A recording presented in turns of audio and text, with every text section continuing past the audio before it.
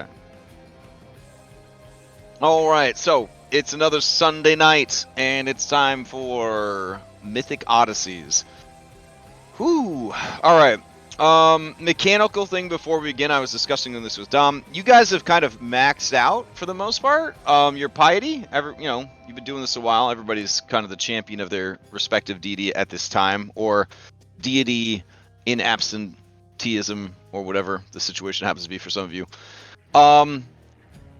So there really is nowhere to go from here, but if you are doing something that is very much in line with the domains of your deity, there can be opportunities to earn like boons and things like that.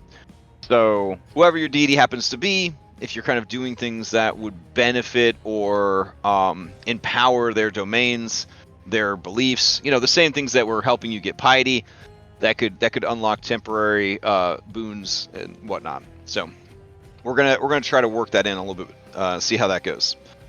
All right. So this week's Factspiration question is. 167. Question 167 asks the big question. I don't know. This one kind of goes over a little flat. It's the what is your character's sexuality / relationship with sex? But I feel like we've gone over that a couple times. Yeah, I feel like that's come up before. I'll go to the next one down. What is your character's biggest pet peeve? Julian of Mitra. Hey, don't give away the answers for free. All right. So while you contemplate that, does anybody for a point of demonstration or a factspiration want to give us a recap of what happened last week?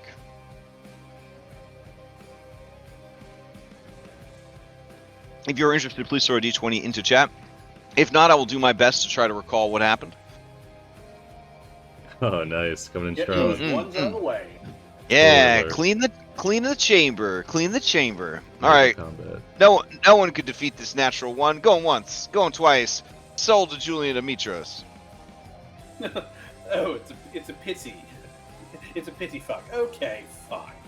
So, we were on our way to Scorpion Island because, I wasn't paying close enough attention, or at least close enough attention for Andronicus' liking, as far as asking the question, how's the Scorpion King doing? Has he gone completely batshit crazy? Is he killing people?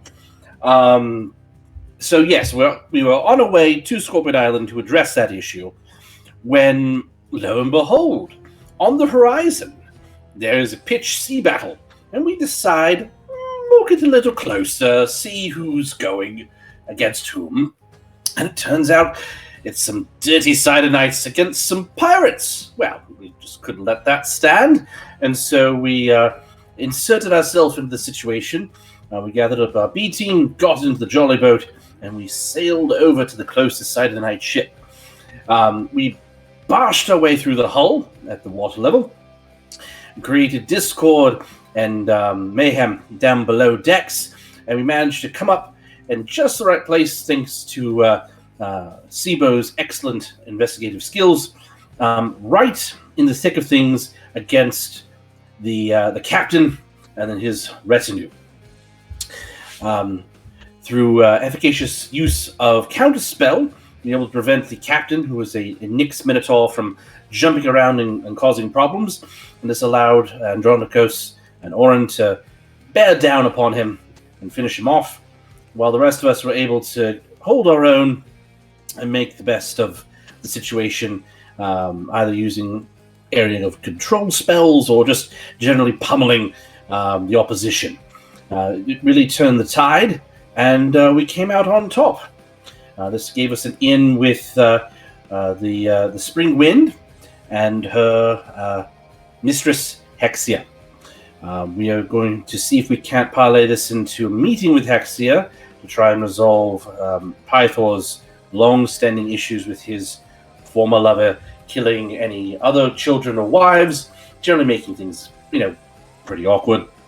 And also, we may or may not have secured the last instrument for my mother, but There were definitely some other things that came up, like the fact that Kyra has unresolved feelings for her former lover, and Telemachus decided he was going to insert himself into the situation, or at least try. Sibo found an interesting companion. Not quite sure how that's going to shake out with Nessa, and I was actually able to sort of make amends for slaughtering a bystander earlier in our adventures. Although his brother, when I told him, didn't take it too well, but he did say that if I could, in some meaningful way, go to the island of Helios and ask Helios if what became of this person that I killed. If they did find peace in the afterlife, that would mean a lot to him. And Oren and I, as the sun was coming up, had a conversation about the importance of doing what needs to be done, but at the same time understanding that taking such steps, there is a cost involved. And Oren feels that given my unique burden of being Esther's jailer, puts me in a position to better understand his point of view and help him walk that line, and perhaps allow him to do what needs to be done and stopping the others from interfering, but also holding him accountable when the time comes. So we shall see. Day has dawned, and we are on our way to Scorpion Island, and we'll see what that brings us. All right. Would you like Factspiration or Inspiration? I will take DM Inspiration. All right, sounds good. If anyone is interested in answering that question, what is your pet peeve, for a Factspiration that will last the whole session or until you use it, go ahead and roll d20 into chat.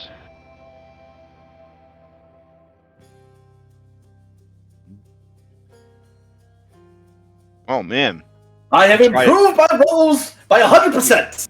Yeah, you tried twice as hard this time. All right, going once. Going twice.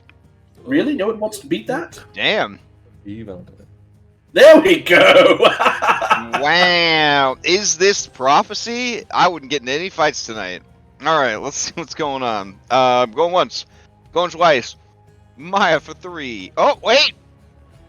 Oh, a quarter was put to the machine at the last second. No, I just wanted to see if I could beat it. It's Maya's. No, Sibo, you gotta get it. You rolled. No, Yeah. Sibo, you have to answer. You have to answer. Yeah. Give us your pet peeve.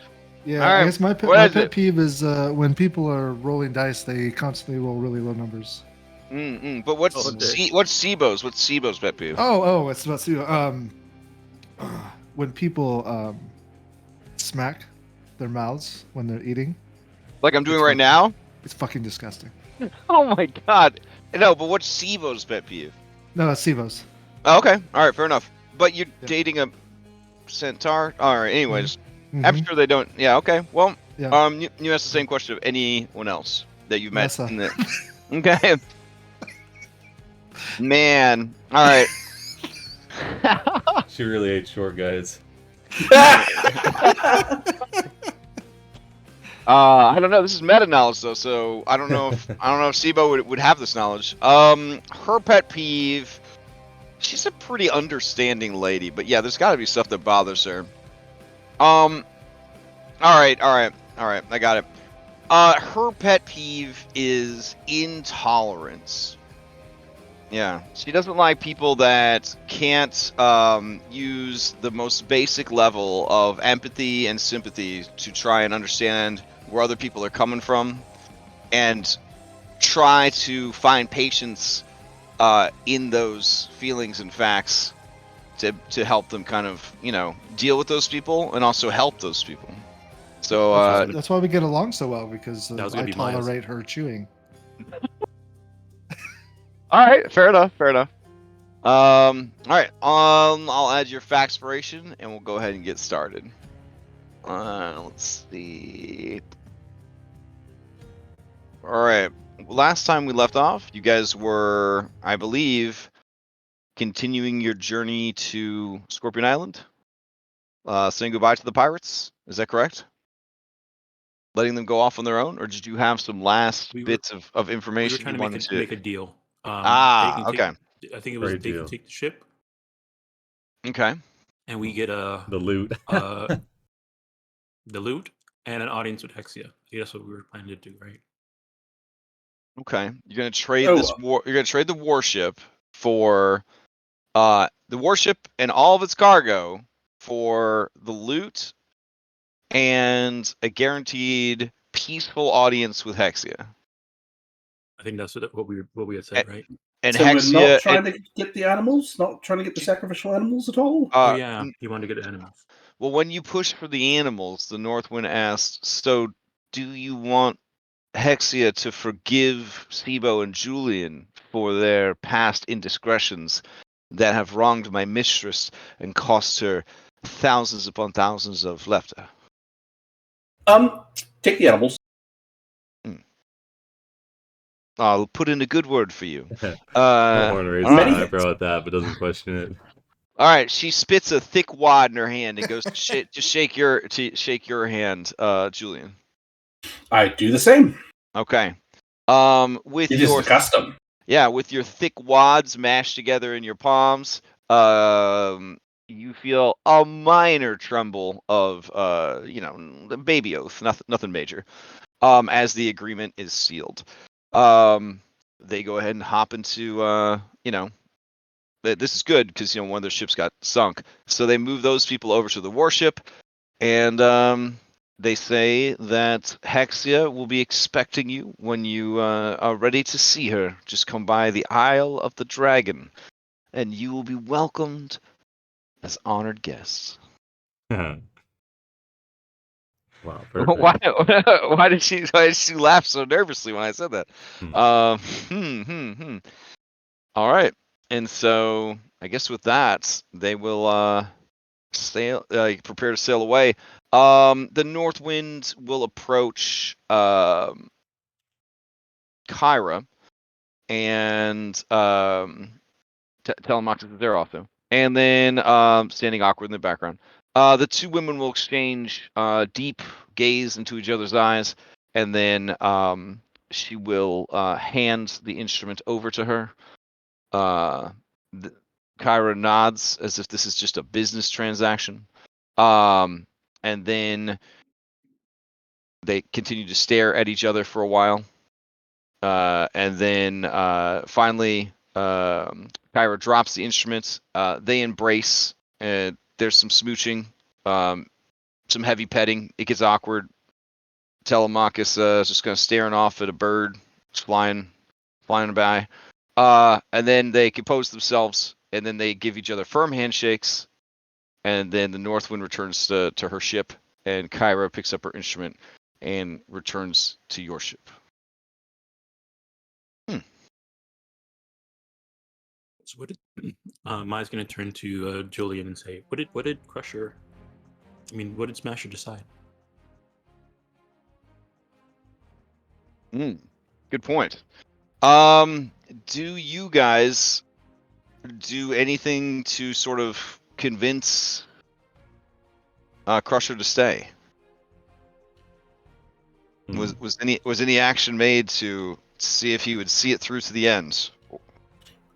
Unfortunately, Julian would not have had time. Or Right, yeah, you're thought. okay. All right, so Crusher will approach you, Maya. Mm-hmm. You are able to communicate with him? Let me see if I have that spell prepared. All right. I mean, this is the next day. You can have that spell prepared. Yeah, if this was on your mind, if you felt like this was something that was something important. All right, yeah, sure. Yeah, I can communicate with him then. Okay. All right, Crusher approaches you, and he says, Maya, I thank you for helping me find my brother. It hurts my heart to watch him sail away, but I have made a promise to help you and the others defend our homeland from danger. But Smasher's heart belongs to the sea. And to piracy. I know that every single person and animal on this boat is a good guy. And it would probably be awkward for me to ask if Smasher could join us. But I'm going to anyways. Would you accept a no-good, low-life pirate onto your crew? I mean, if he's your brother, Crusher, I don't think he's a lowlife. We have the greatest thief of all time here. We have a person who used to be the Lady of Coins. Telemachus If you're here to help, deflated in the background, like, come on, like. yeah, and Telemachus is a reformed bandit. So, I know everyone on our ship is a great hero with a good heart. But I'll be honest, I love my brother, but when he was deep in the honeyed wine, he told me some of the atrocities he and the pirates committed on the high seas.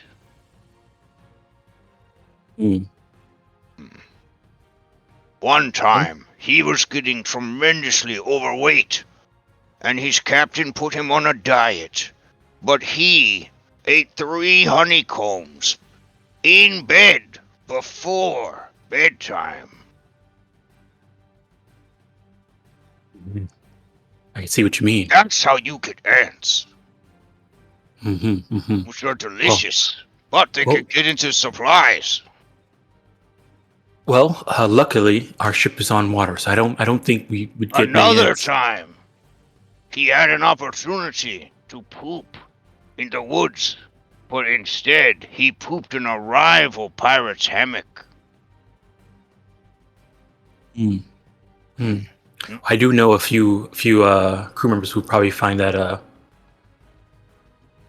Anyway, I think that you give a good point, Crusher, but I think with the many war crimes and atrocities he's committed. It's okay. I think he'll be fine here on the ship. If he would like to join and follow you until you complete your journey, helping us save Thylea, then he's more than welcome. Okay. He leans in conspiratorially. You're gonna need to warn some of the more romantically adventurous people on the ship. He can be a real scallywag. Apparently, he did some catfishing by telling everyone he was a bear.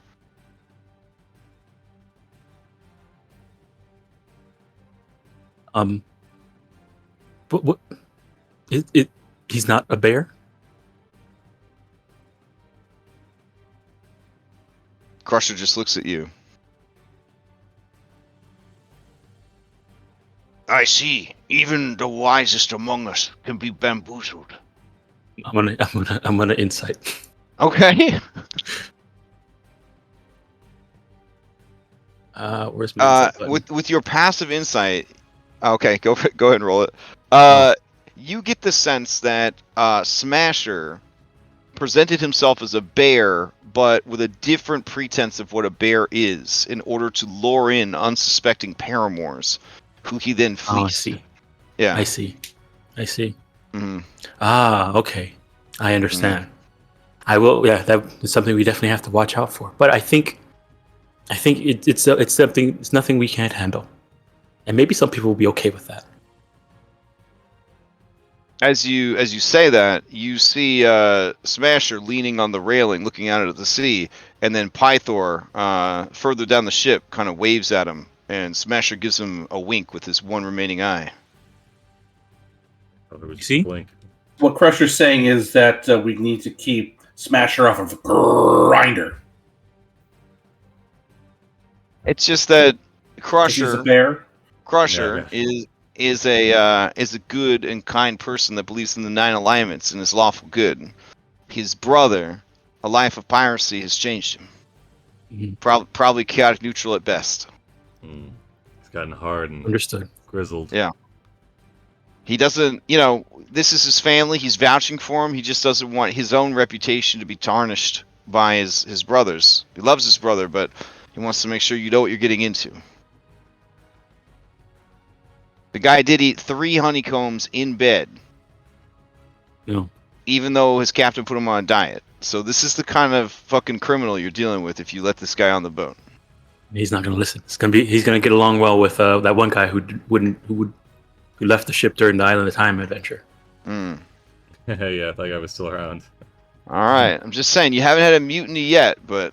This is how we get ants, Maya. I mean, if we get ants, I'll talk to them. See if they'll listen. Tell them to bug off. Mhm. All right, if that's the case, Crusher says, all right, Smasher, come over and meet Maya. Smasher approaches, and he looks at you and he says, ahoy, Maya. The name's Smasher. I'm a pirate and a bit of a bear as well. It's nice to meet you, Smasher. Crusher Yeah. has told me a lot about you. You took good care of my brother, and I appreciate that.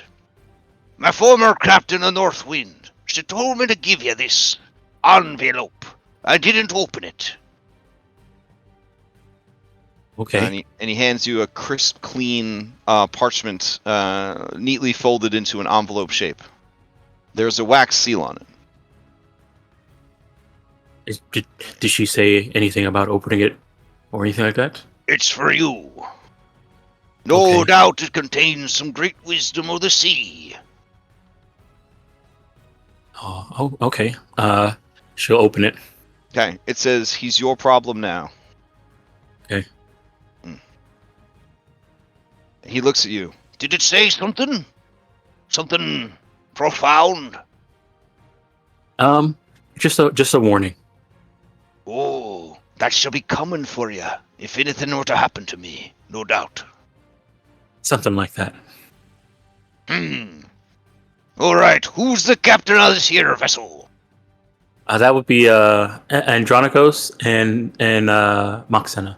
You have 2 captains. Ah, a night captain and a day captain. All right. And he heads off.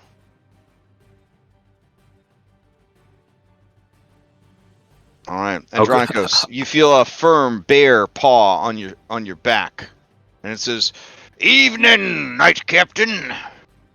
The name's Smasher." But all it sounds like is. I turn around and I say, he must be Crusher's brother. He nods enthusiastically.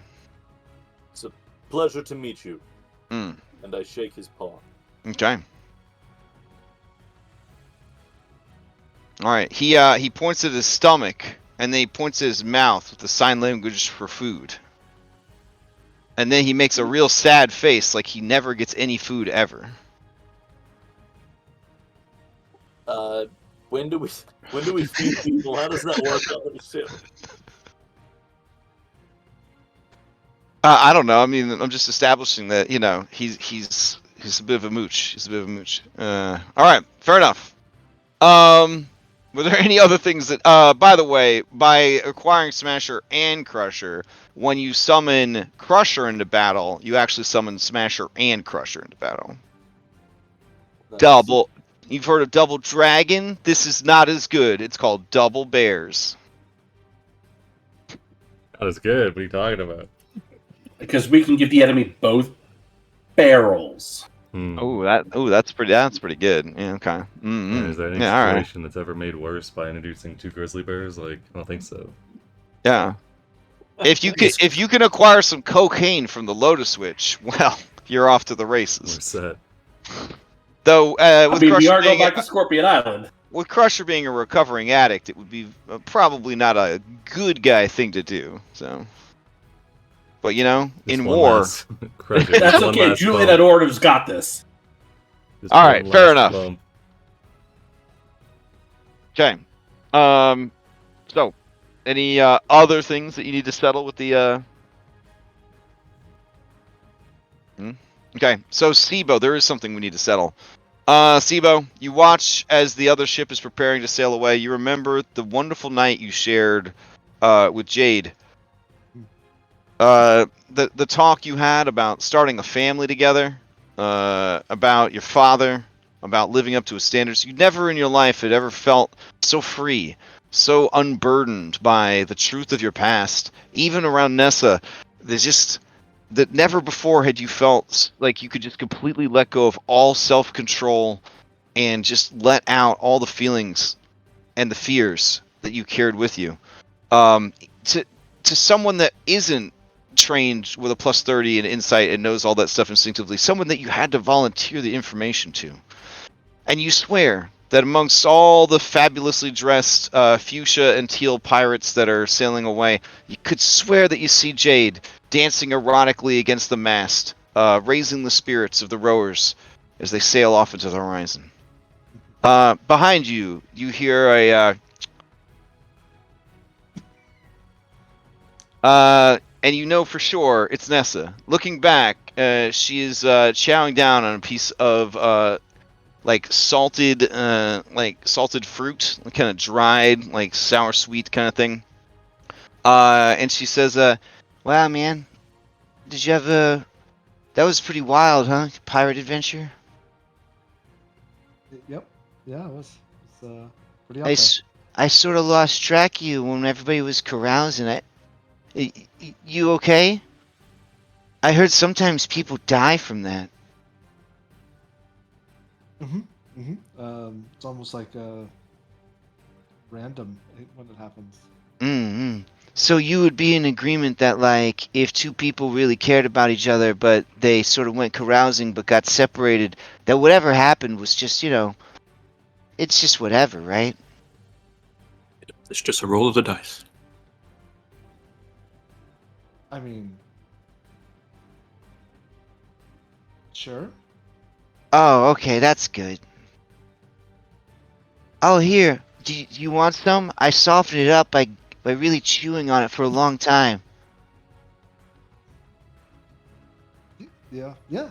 Oh, okay. She breaks you off a piece of the fruit jerky, as it were, and you guys watch the ship sail away together. I smack as loudly as I can so I don't have to hear her smack. That's fair. That's okay. In Prime, somebody romanced Ventus, and Ventus's flaw is that she had a seal laugh. She laughed like a seal. So yeah, it was hard. Oh, Yeah. Wait, so what you're saying is, as she was torturing me, that was all that I heard was a scene. Oh my god! Well, now that you mention it, yeah. iconic twist. So you expected like a bad guy laugh, like a, but you just heard a, Yeah. and you looked Yeah. around for like the walrus in heat. You were like, what the fuck? And then you realized it was coming from the dragon. But it's like, what do I do? She's already melted off my ass. I don't want to make things worse. And she's just like, your friends will never coming for you. That would have made it so much fucking worse. Sibo, I'm so sorry we didn't come for you soon enough. Yeah, I didn't really mention that she had a seal laugh, but yeah, canonically, Ventus has a seal laugh. Yeah, I thought I mentioned that when she was at the hotel, but maybe not. Oh, I think so. Yeah, okay. All right. Any other things you guys need to attend to before the ship is sailed out of sight? I would just add, everybody would notice that Sibo set up a little shrine on the deck to Versi. Yeah, he did. Yep. And it's Brad, not is little at all. It's grandiose and Oh. exactly how she would want it. Okay, so it's all right. So Dianthus is gonna be like inspecting this and say, "What's all this?" This is it's a home away from home for us as you've become, and it allows me to return us back here if it is needed. Oh, It's gaudy as shit. Like, it's the most gaudy thing you could. Yeah. Aw, so like when a dad volunteers to help with the school play, but he really Yeah. don't have any arts and crafts skills at all, Yep. kind of thing. Yep. Okay. Glitter. And okay. She says, "So what is this supposed to be?" And she points a ghostly hand at the effigy you made of what people might assume is Versi. That's clearly Versi. Oh, like when she's transforming into sea foam. Yeah, that works. I throw more glitter on it. Okay. What's this little baby that's she's sort of leading around by a leash here? What's that? What's this supposed to be? Her champion.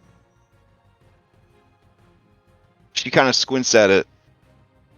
Why does it have 3 legs? To Is what it they a? call us halflings. Oh, it's you. Oh, and that's your. Oh, I see. I think it's very lovely, and I am flattered that you think of me as a home, a safe place. I do. That's Absolutely good, since I'm the whole ship, and I know everything that you guys get up to, and all your dirty secrets and sexy times, and pooping in each other's hammocks. do. Don't tell Julian. Oh, about I was that. referring to this new bear. He's already pooped in 3 hammocks. Oh, He's only been here for about 15 minutes. It's incredible. it's, I mean, it's a good way to make sure we save for fertilizer. Should we need it? She continues to stare with a sort of confused face that's trying to be polite at the shrine you have built. You hear someone noisily eating an apple. Just the biggest horse smacking sound. And Kyra says, "What the fuck is that?" It's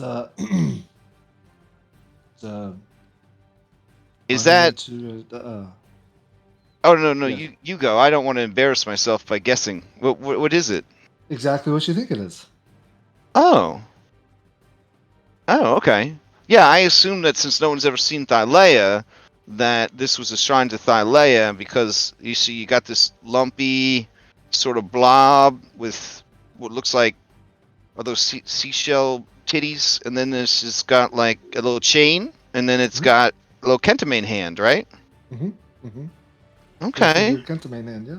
So Maya made this. Honestly, No. much better than I thought. Like it was. Don't tell Maya. I don't know if she's really that artsy craftsy. I know if you made a shrine, it would be a beautiful. As my almost champion, I'm a huge fan of yours, so I'm still rooting for you. Same. You know, things were different. You know. Well, now that Yeah. Maya's made a shrine, you could make a shrine to Versi. And I mean, don't make it too nice. You don't want to outshine her, you know. Of course. But hey, listen, she set the bar real low. You know what I mean? I think it's fucking terrible.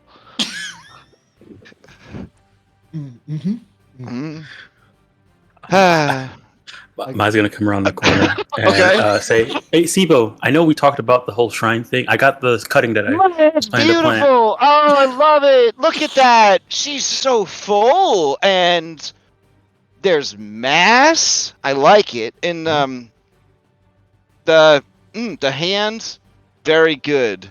It's very nice. You know, if you're available for commission work, I'd love to get one of my sister, send it back home. I'm not the, as you could tell by my cooking, I'm not the best with my my hands. So. Right. No, I think just planned really you knocked it out of the park.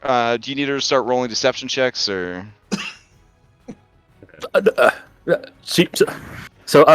She says, "Don't worry, I will." Okay. With your passive perception, Oh man, right now, unless you actively try to disbelieve her, it's coming across as very sincere. She thinks you made it, and she thinks it's amazing. Horn's watching from across Yeah, the deck, like Maya's not gonna. She's not actively. She just thinks. Kyra's just being Kyra, saying stuff. Well, Sibo, with your passive perception or insights, you think that suddenly she does think it's really cool, and maybe she was just being mean girl in the bathroom about Maya for some reason.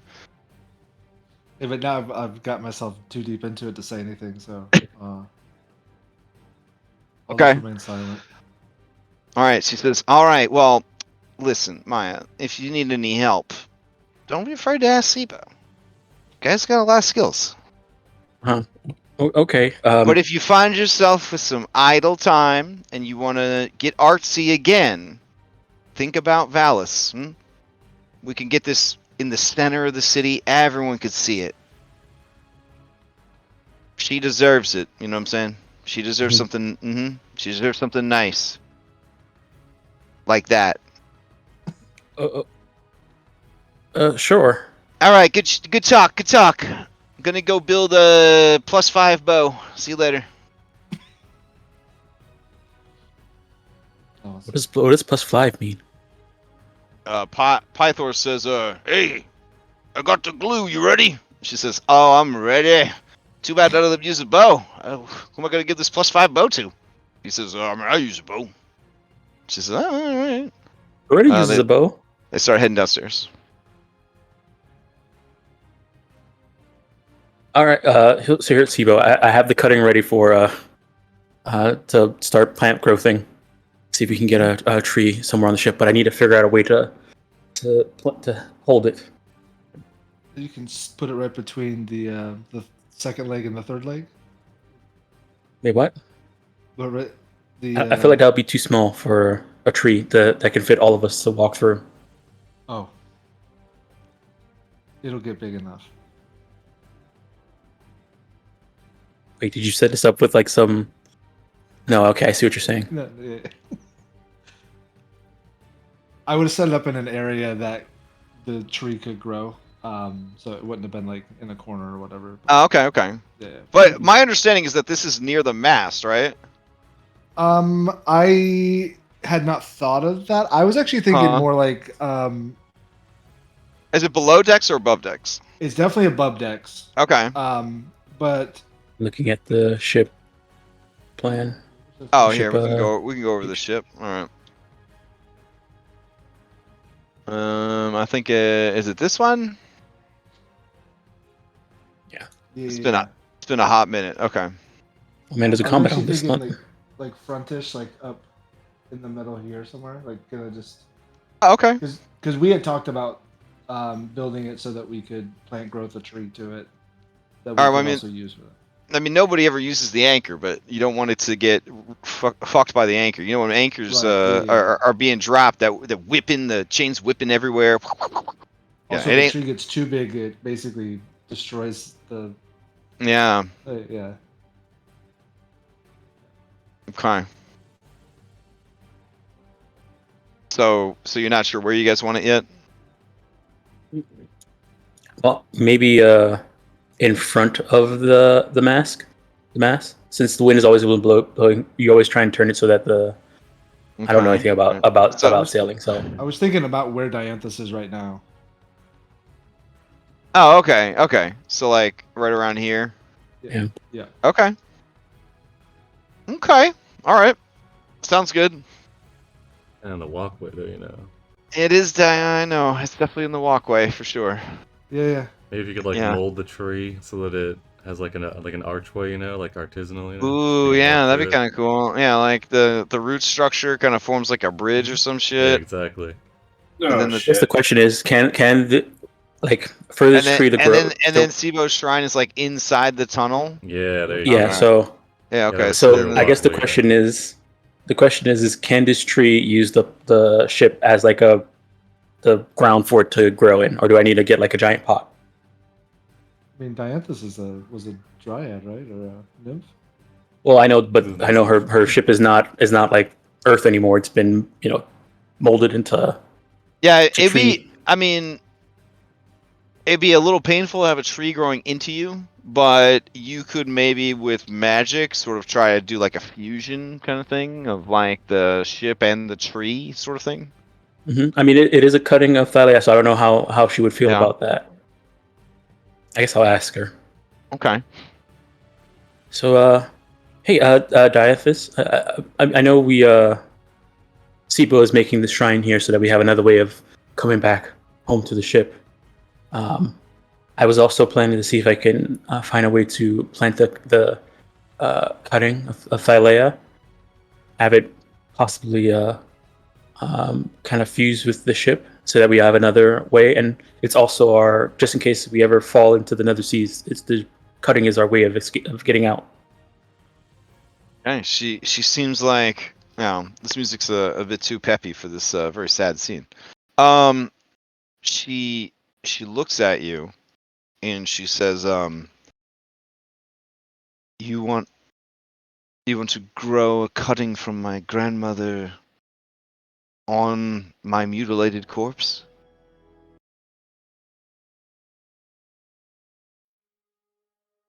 Well, if you say it that way, then it does sound very bad. No. It would be a great comfort for me. Do you have such magics? I am but a lifeless husk. Were I you and you a ship, it would be a vessel of bone. There is nothing left within me that could nourish life.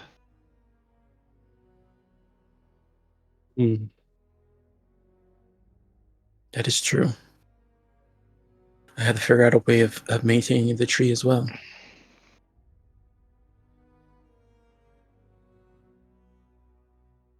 That's something to think about then.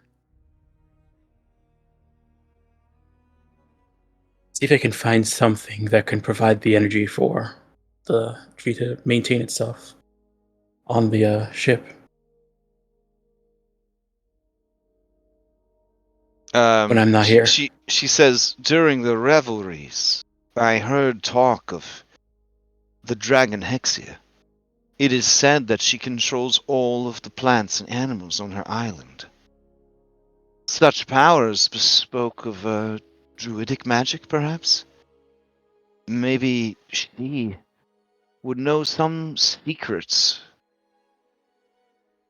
that could help us. Well, that's another reason to go visit her. Mm.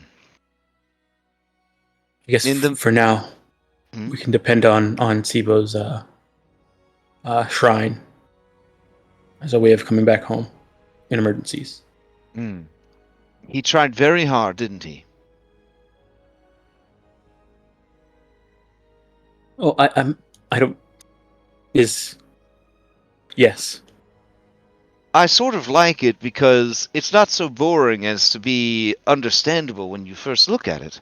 Every time I gaze upon it, it looks like something different.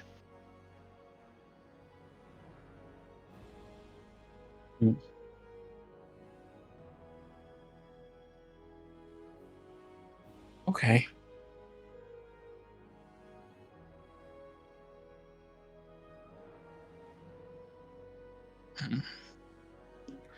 Well, when we head to our audience with Hexia, I'll see if she has any knowledge on a way to sustain a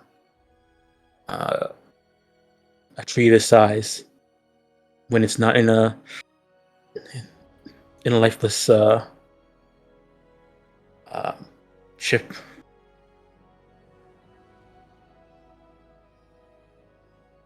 She looks at you and she is well past sadness, having accepted her fate and taking pride in the work that she could still do and the impact she could still have on the world. Seeing that she looks kind of saddened when I say that, Maya's gonna say, well, we've been here. You've been helping us for a very, very long time, and I'm looking forward to when you get to return to your birth tree back home on the mainland. I know we spoke with the Golden Ram, and he's supposed to be reviving it. I hope that process has been going well. I don't know if you have any feeling. Yeah, she smiles at you and says, I think only now of the present. To pine for a future that may never be is a distraction I can ill afford. Okay. With each passing day, my father's rage grows. As the end of the Pact of Peace approaches, I can feel his anger, his thirst for revenge. With each wave we slice through. With each gale that threatens to tear the sails and capsize me. I must focus always on standing against him. Once a task I was forced to do, but now one I do to protect those innocents who would be caught in the conflict that is to come.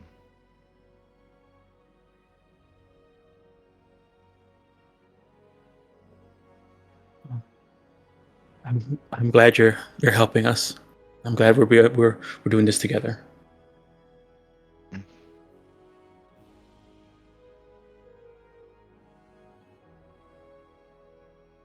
And she says, I shall continue to sail to Scorpion Island, that you might see right an ancient wrong yet again. Okay. All right. And she kind of fades back into the ship.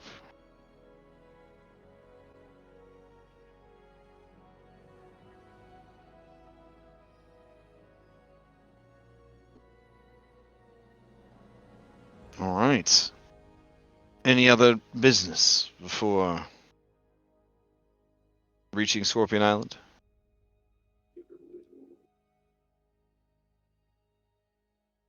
Okay.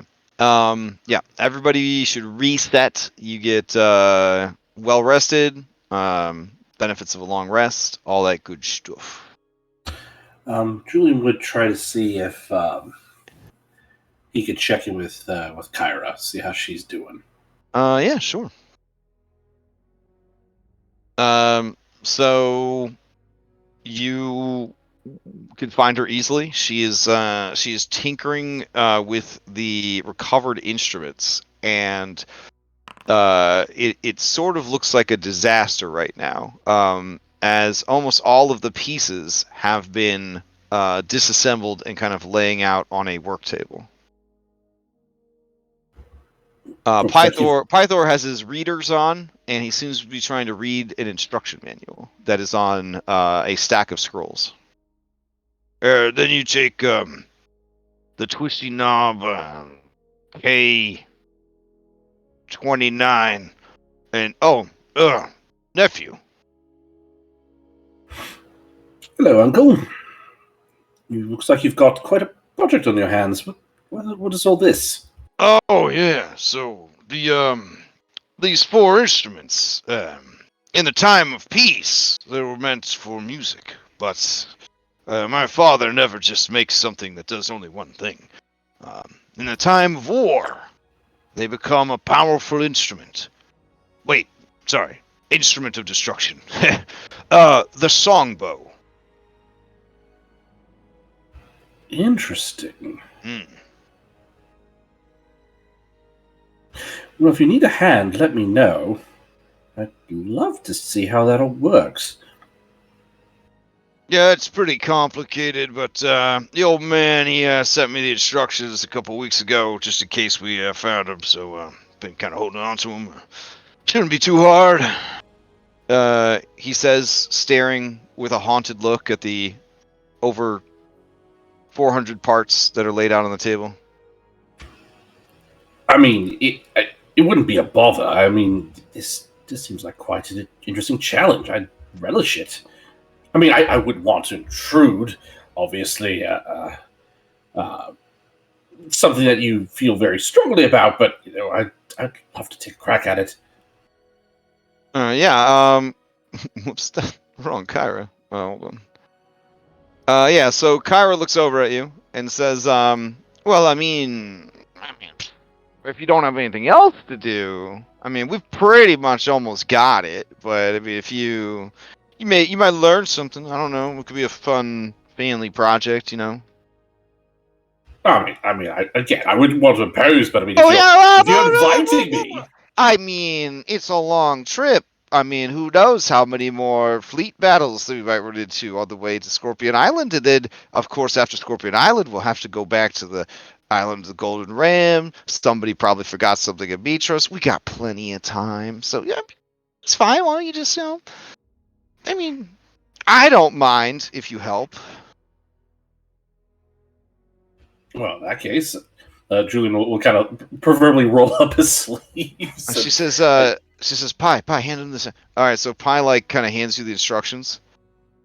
And she says, yeah, so we were, on this part right here. And she points to, step 1. And it basically, if IKEA instructions were stylized to look like Greek, artwork, like, that is what you're dealing with. I've dealt with worse. Mm. Have you tried to deal with the instructions for Chinese knockoff Lego? That's something else. Goddamn. Warren leans his head into the room and says, Pythor, hey, are we still on for training? Yeah, I'm out of here! He runs out of the room, so. Okay. He watches you go and says, okay. I have no idea what I'm doing. No, that's okay. I think I have an idea of where to start. And Julian starts knolling. So, like, getting all the like pieces together and organizing them so he can, like, start making sense of the whole thing. While he's doing this, he says, that seemed pretty intense between you and the North Wind. Is everything okay with you and Telemachus? Are you doing all right? I mean, that's the key thing. No, I'm not Telemachus. I mean, we're just Julian. We're just friends. Right. Wait, did he tell you we were more than friends? No, it's been my experience that sometimes people can get enamored of us. And I definitely think he's enamored of you. Oh, yeah, but I mean, he's such a free spirit, you know? Like, he just does his own thing. No, he is latched on, Mum. No, that, nah. I don't I know that's not your style, but I mean, he's not all bad. First of all, I learned my lesson. Don't date bards. And then, so that's a whole thing. No, it's like a friends with benefits sort of situation. I'm sure eventually he'll find the right person and settle down and, you know, die a short mortal life, you know. Well, I just want to make sure that you're okay. That's the key thing. I mean, that seemed like a lot was going on there. A lot of what? What are we? Are we still talking about the North Wind? Because I mean, that's past. Yeah, no. That didn't look like the past was necessarily resolved. That was, as the pirates might say, a parlayance. Mum, that wasn't a bloody parlayance. That was you were basically going for home plate, and I had to look away. Well, when you're on the pirate adventures, they run a little different. Someday, let me tell you the story of Captain Bubbles Jr. That would be interesting. It will. First, you'll have to put socks on, and then the socks will just fly right off your feet. Why would I ever put socks on? There's so much ventilation with these sandals. Some people are into it. Well, socks Coverings and sandals. I know, like, they say, well, what if it's cold? Well, that's what fur-lined boots are for, obviously. Socks, disgusting. Now, stockings, ooh la la. So, anyways, if you see here, this string's gonna let it control the weather. It's pretty neat. This one makes it shoot lightning bolts. It's such a damn shame. There's no bards on the team. I really wanted to have like a protege that I pass this bow on to once you finish the quest, but I don't know. Everyone's like, I don't know. Well, I mean, Telemachus is a bard, isn't he? Yeah, but it's just Telemachus, though. It's you know, he's like, he's like, he's support. He supports you guys. He's not going to be fired. Yes. Yeah, I But mean, you I said thought. yourself, you didn't want it to go to waste. Yeah, but, I don't know. I just don't think I'm going to have much need for it, so I just wanted to make sure it was in good hands. Well, unfortunate as capable as my hands are, if it needs to be a bard, I'm not it. I know. You went the nerd route. I still love you, though. Well, I appreciate that, but Everyone turned out a little bit different than I thought they would. what do you mean? Well, except Maya. Maya seems to be pretty predictable. Well, I think that I thought Andronikos would be a lot sadder all the time than he is, but he seems to be able to find joy in... I don't know. He seems to find joy despite whatever crippling sadness seems to grip him. And it's admirable. And then, I don't know, I thought maybe you'd be just more like me. But you're very much like your father and your grandfather, and, you have a temper, and you're a bit of a hothead, sure, but there's a desire there for order. I often wonder if maybe, I don't know, if maybe you had the right kind of tutors or schooling. Maybe you would have gone to the academy. Maybe if I had been there, hadn't just left you. Well, as you said, that is in the past. There's no changing it. Unless you Yeah. want to make up for it. I'm not saying you should make up for this, just like making up for past decisions is what I'm getting at generally. But, no, I don't know. There's not really any point at this late stage of well, things. not for me, but I mean for, other things, potentially. I mean, I've made the choices I've made. I've found, little structures done me good. I mean, this whole adventuring business certainly has put things into sharp perspective. And I hate to say it, working with things mechanical, it's easier than with people sometimes. You just need a break, It's something you can actually make do what you want. People are complicated. I don't like any activity that gives me time alone with my thoughts. So I like to be in the noise, in the crowd, in the chaos.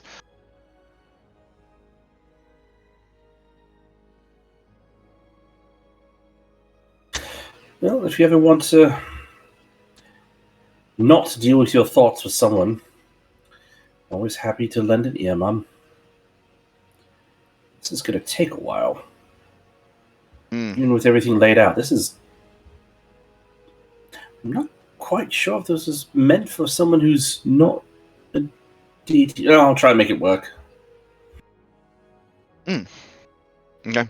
And so she, in earnest, tries to work with you to make sense of these archaic directions. But you anticipate that it will take many nights of work to put this thing back together. Well, Julian will try and do so, and if Kyra is willing to help, he will view it as an opportunity just to spend time with Mom. Aw, that's nice. All right. anyone else have anything that they need to take care of on the ship as it approaches Scorpion Island? Okay. Chandris is seen stopping Zamrox, who is getting the presentation materials together, and he says, "No, they know enough about this island. Trust me. We're not. There's nothing else to say. Just put it all away. We'll save it for a real island." We've been back here more times than we've been back to Mitros. Zamrox is a little disappointed, but he puts all the presentation materials away. And you guys pull up to Scorpion Islands. Let me advance the clock. Boop, boop, boop. All right. Let's see. We'll just do wider world for now. And what is the goal here at Scorpion Island? Where are you going? What are you trying to see? What is the fruits of your labor here? First things first, we should go and meet with the tribe. Yeah, meet with the tribe, let them know what happened, the thing that the curse is supposedly done, and then figure out what happened with the Scorpion King. I mean, assuming they don't already know. Yeah.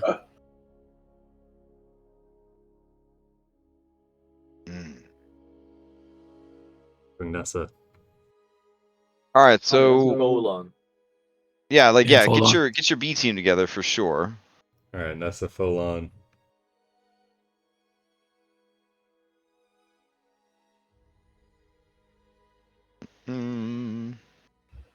Telemachus. Oh yeah. Okay. So let's see. Nessa, Folon, Telemachus.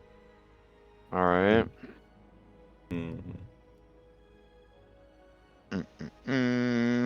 Okay. You got 2 more spots.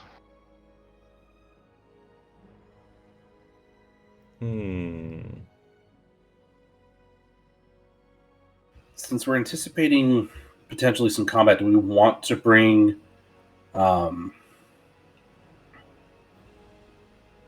Crusher Smasher. we try them out? Immediate shore leave. All right. I mean, yeah, it'd be good. You know, you can watch Smasher in actions do this terror of the seas truly in action. You know. I mean, he's literally a palette swap of Crusher, but okay. Yeah. I mean, we know that. I meant his sensibilities. You know, because he's been described as a ruthless individual. Yeah, you got the Ken Ryu thing going on here for sure. So. All right. Before their abilities started a meaningful divergence. So, and it was only the personalities that set them apart. Okay. Let's see. Oh, is Smasher part of Crushers? Oh yeah, they're a tag team. All right, then we'll bring I don't know. How about Yala? Yeah, just being able to straight kill people is real nice. Okay. I mean, Tycon would like to go if Folon's going, but. Alright, we can bring Tycon instead then. Yeah, I mean. Oh, all right. Apparently, for the past 2 levels, I've also had the spell Fly and Haste. Just okay. So that's good to know. Is that from Dragonlords? My oath spells, yes. That's some good oath spells. Oh, yeah. That's some Solasta shit right there. Yeah, haste on a paladin. Yeah, they throw fucking magic missile in there too. Just jeez. That'd be fantastic, but no. Crasher got a fan spill for Nightfall. Oh, nice. Yeah, I saw it. Yeah. They might need it. Not nearly as much as Daybreak, but. Is a Daybreak person who gave it to us. So. Wow. Maybe they're putting karma out into the universe. That's nice. What do you mean? Everything is going fine. Okay. Okay, dog in a restaurant on fire. It certainly is for you. Things are going great. All right.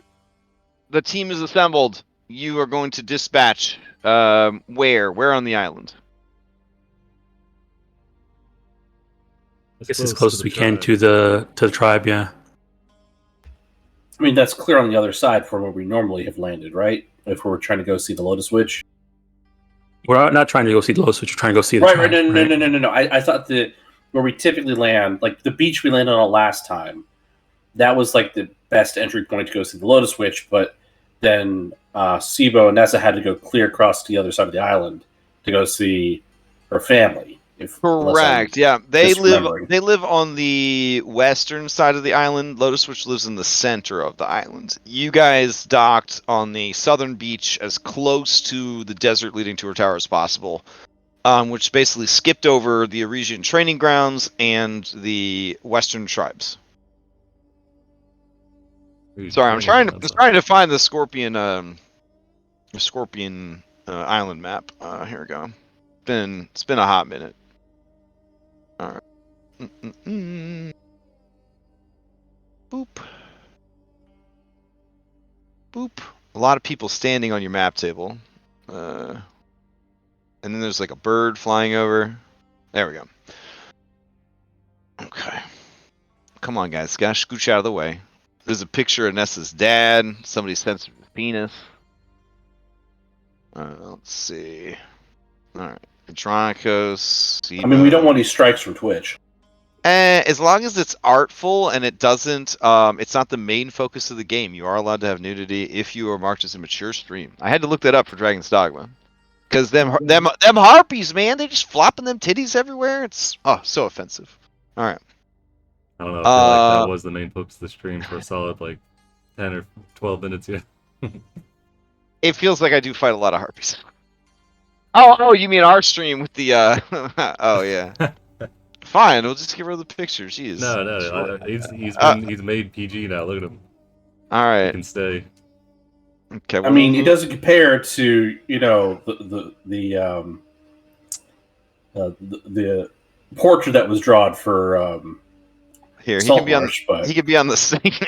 He could be on the star map. There we go. All right. So now that you can actually see what's going on. All right, Zamrox rushes up because, you do actually need help. And Zamrox points out that when you first came to the island, you parked here. And that the Arisian training grounds are like all of this. And that the western tribes, they live pretty much like all throughout here. The Lotus, which is here, and despite what it looks like on the map, all of this in the middle is like desert. The second time you came, you parked right there. You can even see the little path you tried to take to get to the tower. Now this over here, this is essentially a harpy settlement, and oh no, sorry, my bad. Yeah. Harpies are here. This is actually lion dudes and ladies. Oh, what are those guys? What are those guys called? Leonins?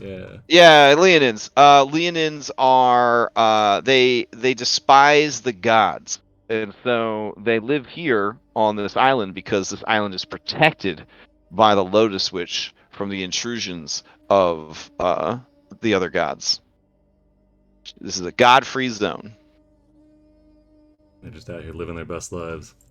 Yep. Right, so if anybody had played a Leonid, this is where the Leonids would have come from, is Scorpion Island. Still not convinced Andronicus isn't one with his current views, Has anyone actually seen a Leonid, I don't think we've met one yet. Well, for the most part, because they hate the gods, they don't do so well when they get on boats and try to sail around. Yeah, so they're pretty landlocked for the most part. So I guess we'll park here again and head towards the tribes. Okay. All right.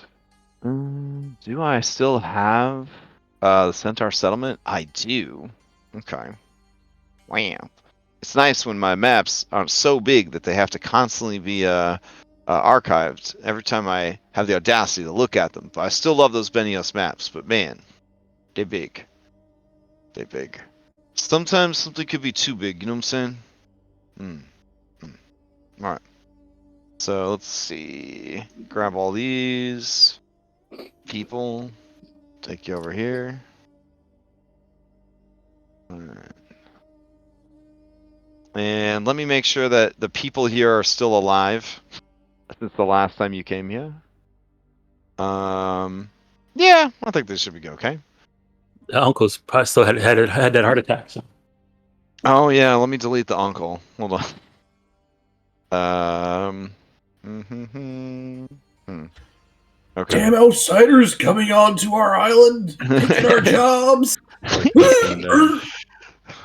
All right, let me get you guys over there. And Andronicos, your 400 Pokemon are also there.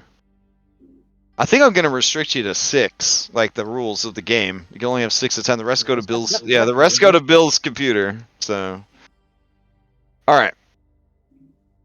So you roll up on the settlements, and when you do, Annika rides up on her fine ass centaur life partner, and she says, what is what I can say to you guys? Oh, right. She says, I remember you, the heroes of prophecy. Sibo, it is good to see you again. It seems like only yesterday, when Uncle died, terribly, at the family barbecue.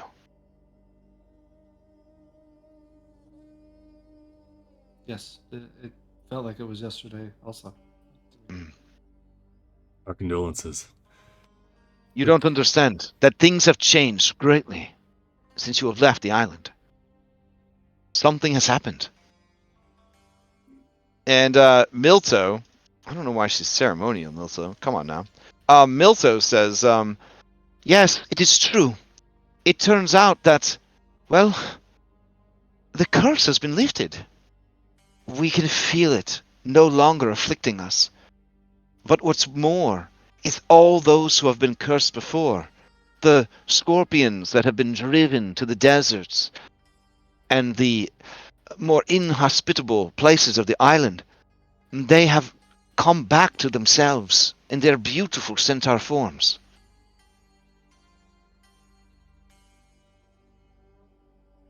Hey, How are their minds, though? That is the problem. They seem to be, many of them, mad with confusion and sorrow and shame. Some have kept a bit of their mortality, of what made them centaurs, but they have been taken in by the Desert King. He is a massive, red-skinned centaur that we have never seen before. He appeared in the desert shortly after the curse was ended. He and his priestess, they have been shepherding in the many centaurs who seek guidance and shelter. Our chief, he has gone and tried to tell them that they have a place here with us in the Western tribes, but they refuse.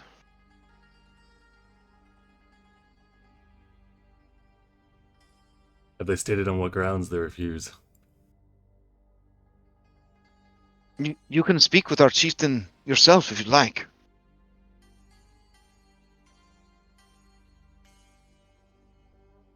All right, so Leon, the chieftain, he rides up, and Nessa runs up to him, and they embrace, which is like the human parts embrace, but then they like ride past each other, and they kind of bump their cutie marks together, and then they bump their cutie marks together again, and they hug, and then Folon joins, and then there's like a big family hug party over there.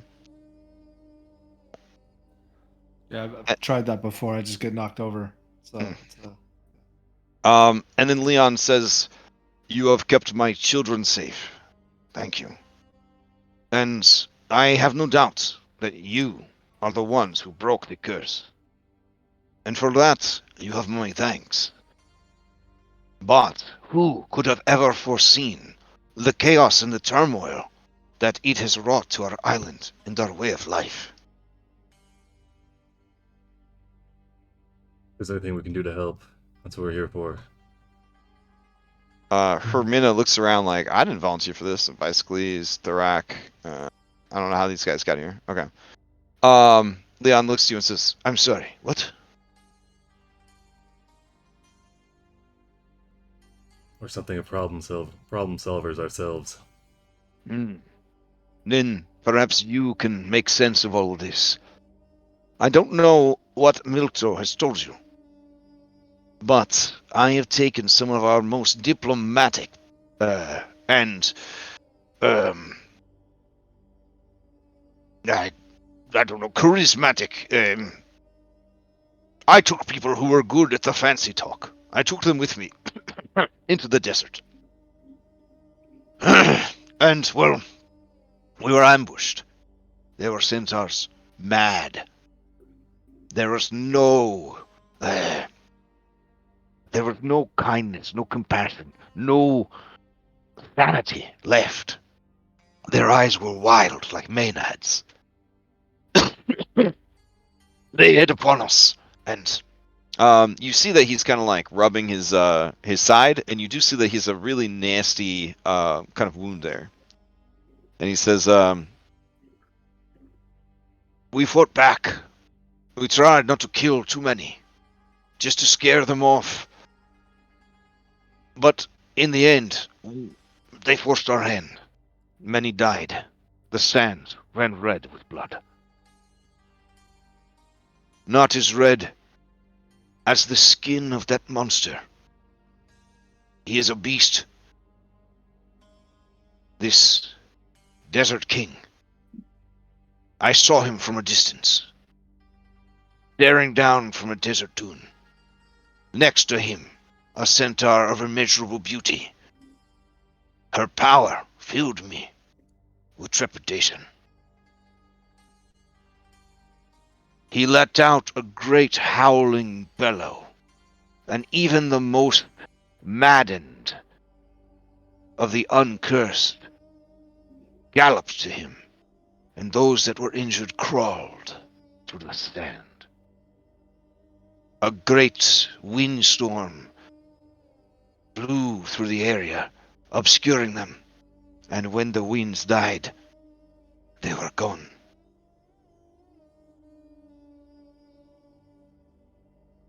I do not know if they mean us harm. I do not know what they want, but they do not seem to want anything that we have offered, except pain and death.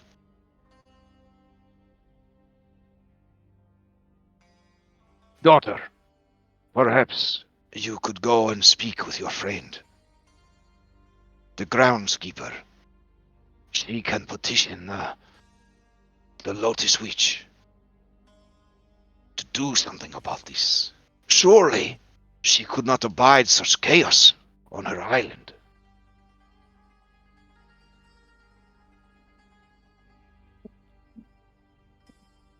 Don't know if you'd be happy with any aid the Lotus Witch was offering with that regard. Yeah. Folon nods and says, Father, that is how we ended up in this situation in the first place. Our ancestors dealt with her without even meaning to raise her ire, and were cursed for countless generations. The curse is lifted. Let us be done with her. We will face the consequences and the future on our own terms.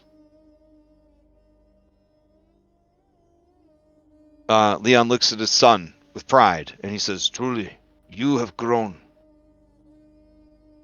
in your journeys. The outside world has taught you wisdom that you could never have found here.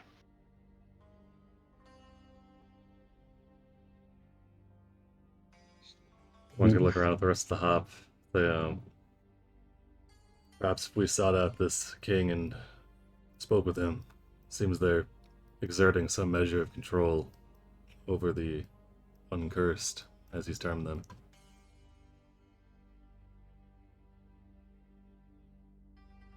Yeah. Well, it seems like there's two tribes now on the Scorpion, the Western tribes and the Uncursed tribe.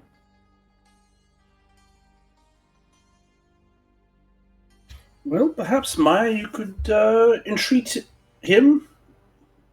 Wish to meet as one noble to another.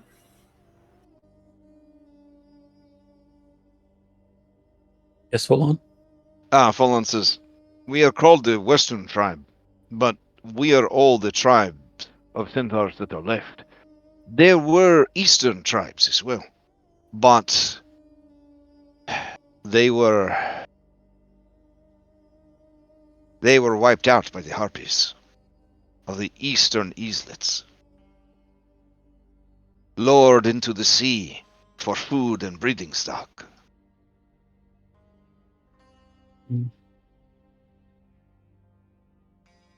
That is why none travel that far east.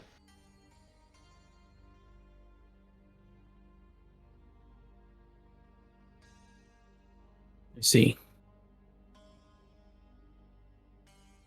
Well, I guess the only thing we can do is really see what you and turning towards Leon and saying, you did not get a chance to speak with this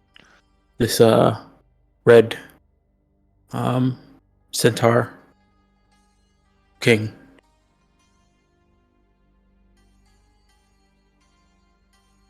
Once you were wounded, they left. Correct? Yes, I was injured in battle. They have been tending to the wound, but it does not seem to want to heal. I watched this creature like a monster out of some legend. It's like they could do nothing but listen to his call. Sounds like he might be the Scorpion King returned to the Centaur. And the ones that are under his control are probably some of the scorpions that he had under his control when he was the Scorpion King. At least that's my best guess. Alright, so Leon looks to you and says, Druid of Thylea, what should we do? Should we prepare for war against our own people? Should we shore up our defenses in case they cannot be trusted?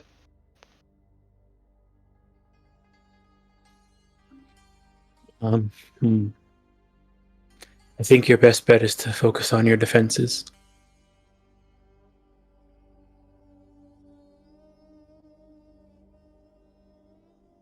And she'll turn to the rest of the group and ask if they want to go see if they can go speak with this former Scorpion King or not. If we want to do that. I mean, that is part of why we're here. Mm-hmm. Or nods. Same. Said Andronikos. No, I think that was Sibo. Let's see.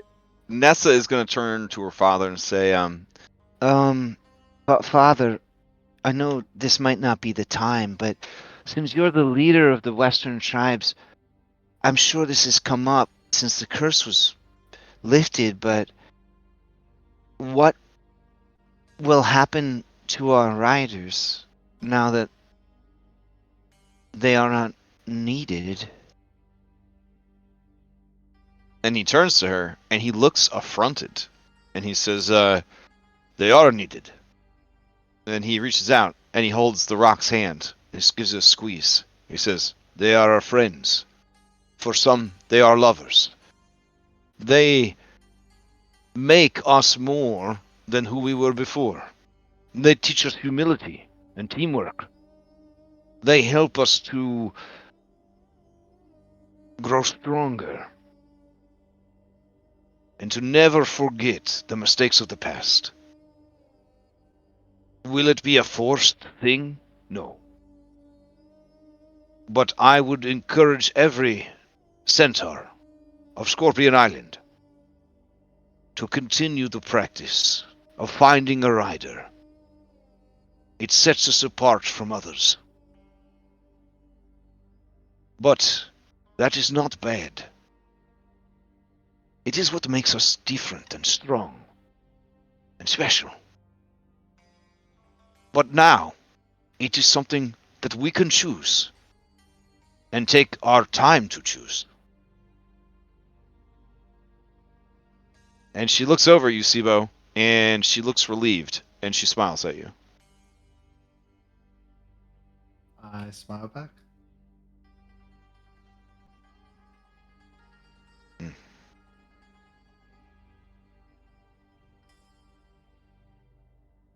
All right. So the plan is to head into the desert and try to find this Yeah. dude. Yeah, ask where they saw him last and see if we can head in that direction. Okay. Now, question is, do I want to? I feel like Maya would do this. She would, especially since she learned this new ability. Leon,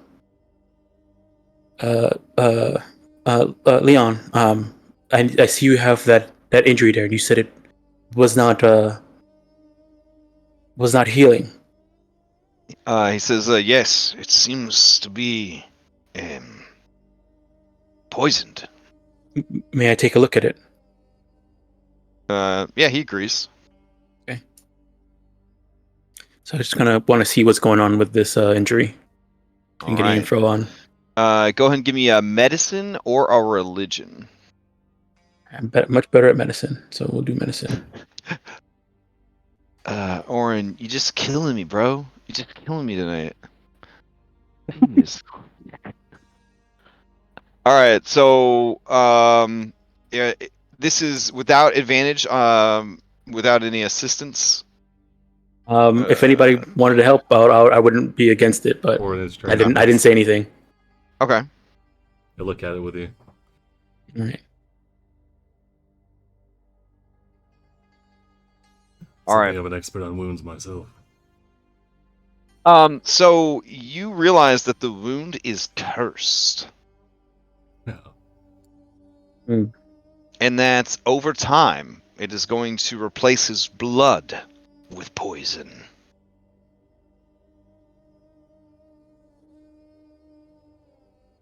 The Most specifically, scorpion venom.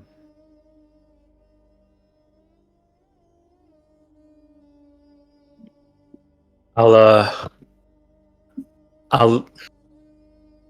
try and let him know, just him quietly before everybody else. What's going on?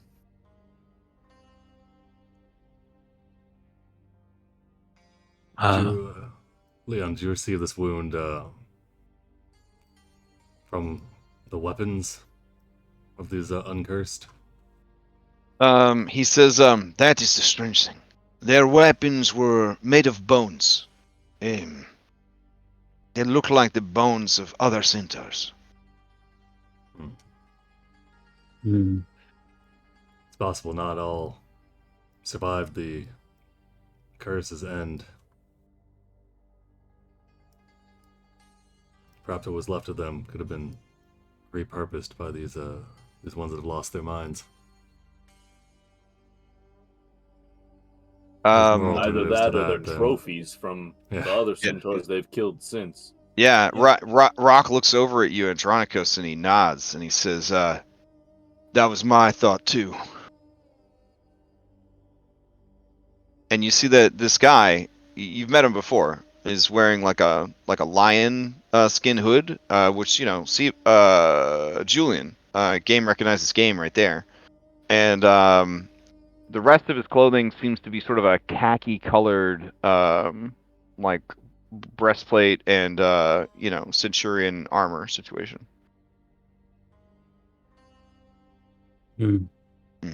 Ideal for desert warfare.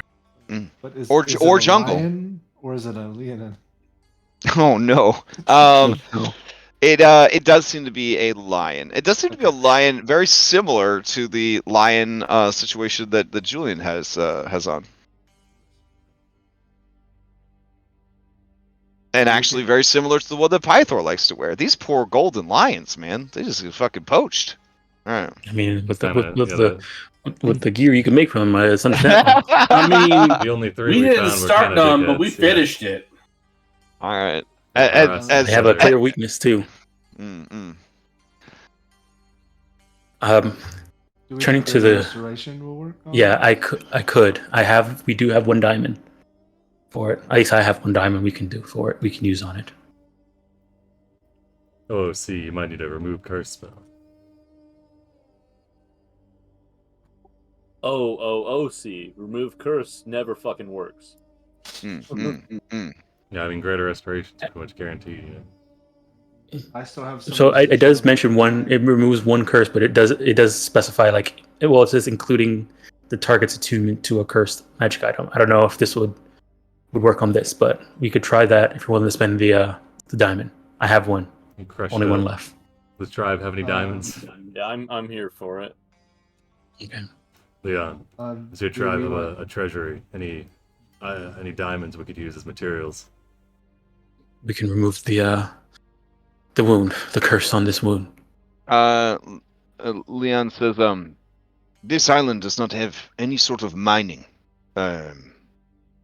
What little trade we do with the Arisians that come here to train. Yeah, and they definitely wouldn't have diamonds. At least maybe their servants might have had diamonds, but not them. We have many rare incense and herbs, reagents for natural medicines. Have we just got the single diamond, Maya?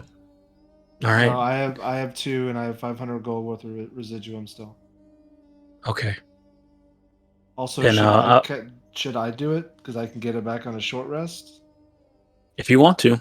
I mean, because I don't know when we're gonna get another long rest. Mhm. I mean, you have your, I don't know if we're going to get a short rest right before we go into a fight, so I do have, okay, it would be one of my 2 slots. So I guess if you want to do it, you could do it, but Okay. I don't mind doing it either. No, I'll do it. I think I can get it back. All right. All right. I'll mark off one of my gold or one of my diamonds, so you can keep Okay. yours. Or you could use And the residuum. I think the residuum is better for like when we don't have the actual material. Because, yeah, well, the diamond's a 300 gold diamond, isn't it? It's a no, revivified diamond. I have 2 100 gold diamonds. Oh, okay, never mind. then. Yeah, and I have 1 100 gold diamond. We gotta find a way to grind it up then.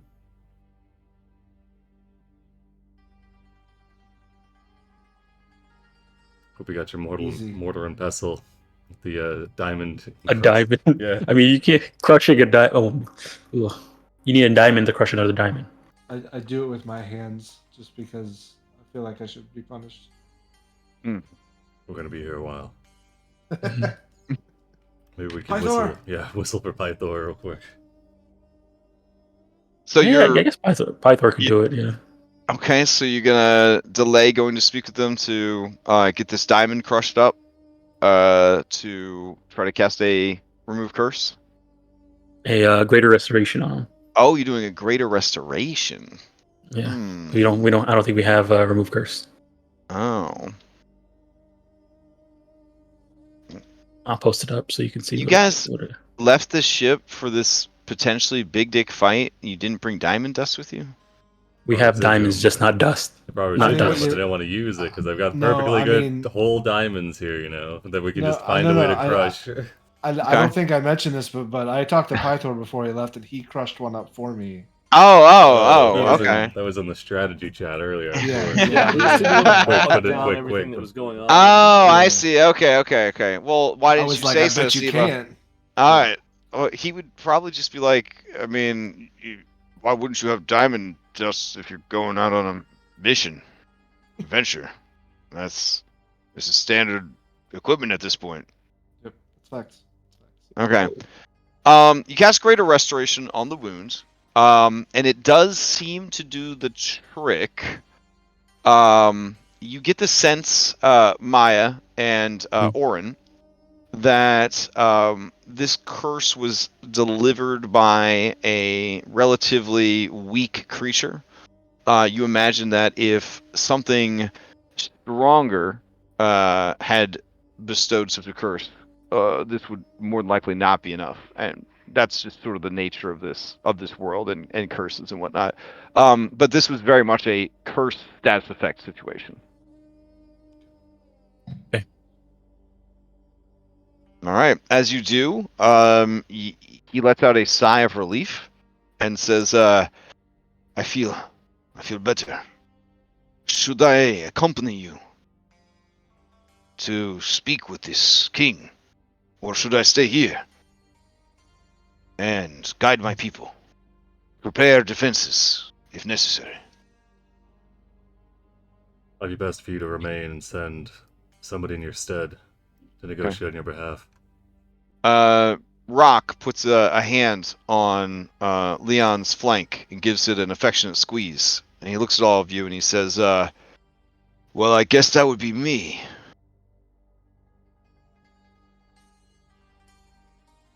We'd be honored to have you.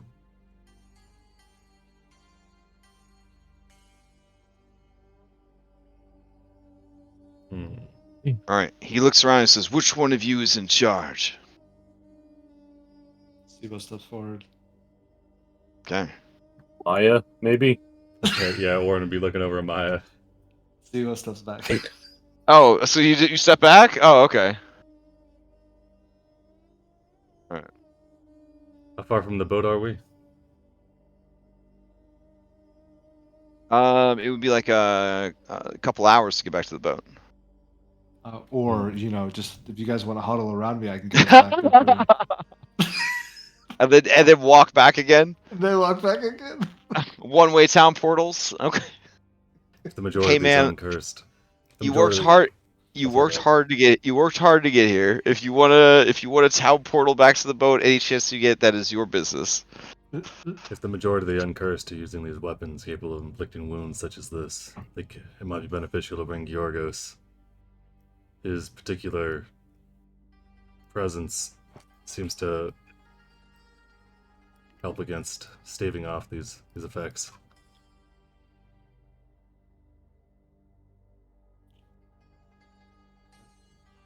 Not wrong.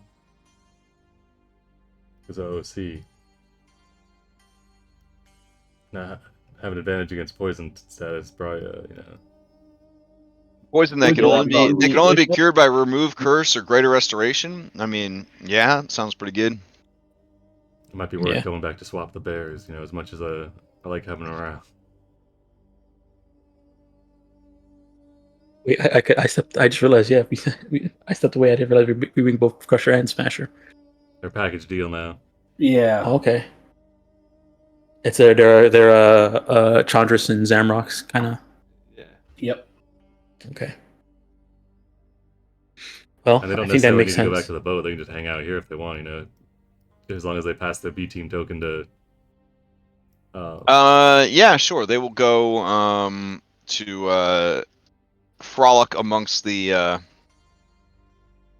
groves and the glades. All right. We're gonna leave Smasher alone here. Okay. Can you keep an eye on those two and see how they react? We've recently brought in that one. Oren will judge for the one with the eye patch. So we're somewhat of a trial run. I think he's a good person, fair, but it'd be best if he was around. Anybody here in your tribe has beast speech? Yeah, there are a couple of people that can do beast speech. Okay. Yeah. All right. Oren flips the B team token in his hand like a coin. Says, "I'm gonna go back and get Georgos.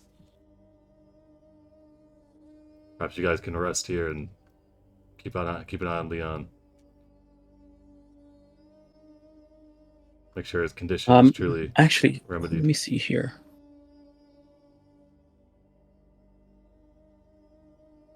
Okay, so Annika, daughter of Pythor,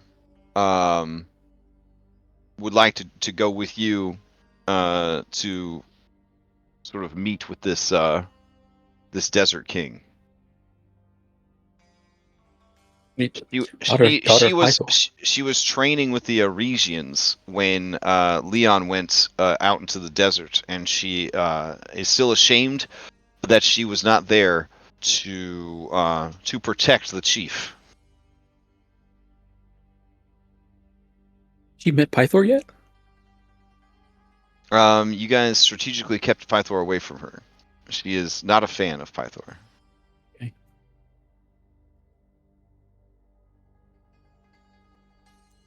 Well, it will be glad to have you. Orn's pulling on his backpack. Says, "All right, is there anything else anybody needs from the Stormbreaker? Sibo, you got your shield." Yep. Andronicus, no stragglers. Everyone's accounted for. Did a roll call on your Pokemon? Yes, they're all here. All right, I'll be back then. Warren's gonna start a brisk jog towards the Stormbreaker. Okay, so you guys are gonna wait 5 hours for him to get back? Hey, come on. What if he pushes himself? Can he go faster? You guys are gonna wait 4 hours for him to get back? Yes. Hey, listen, you ain't no ranger, okay? Let me see here. The strongest class in I'll 5th action edition. surge. That's 3 hours and 59 minutes. Let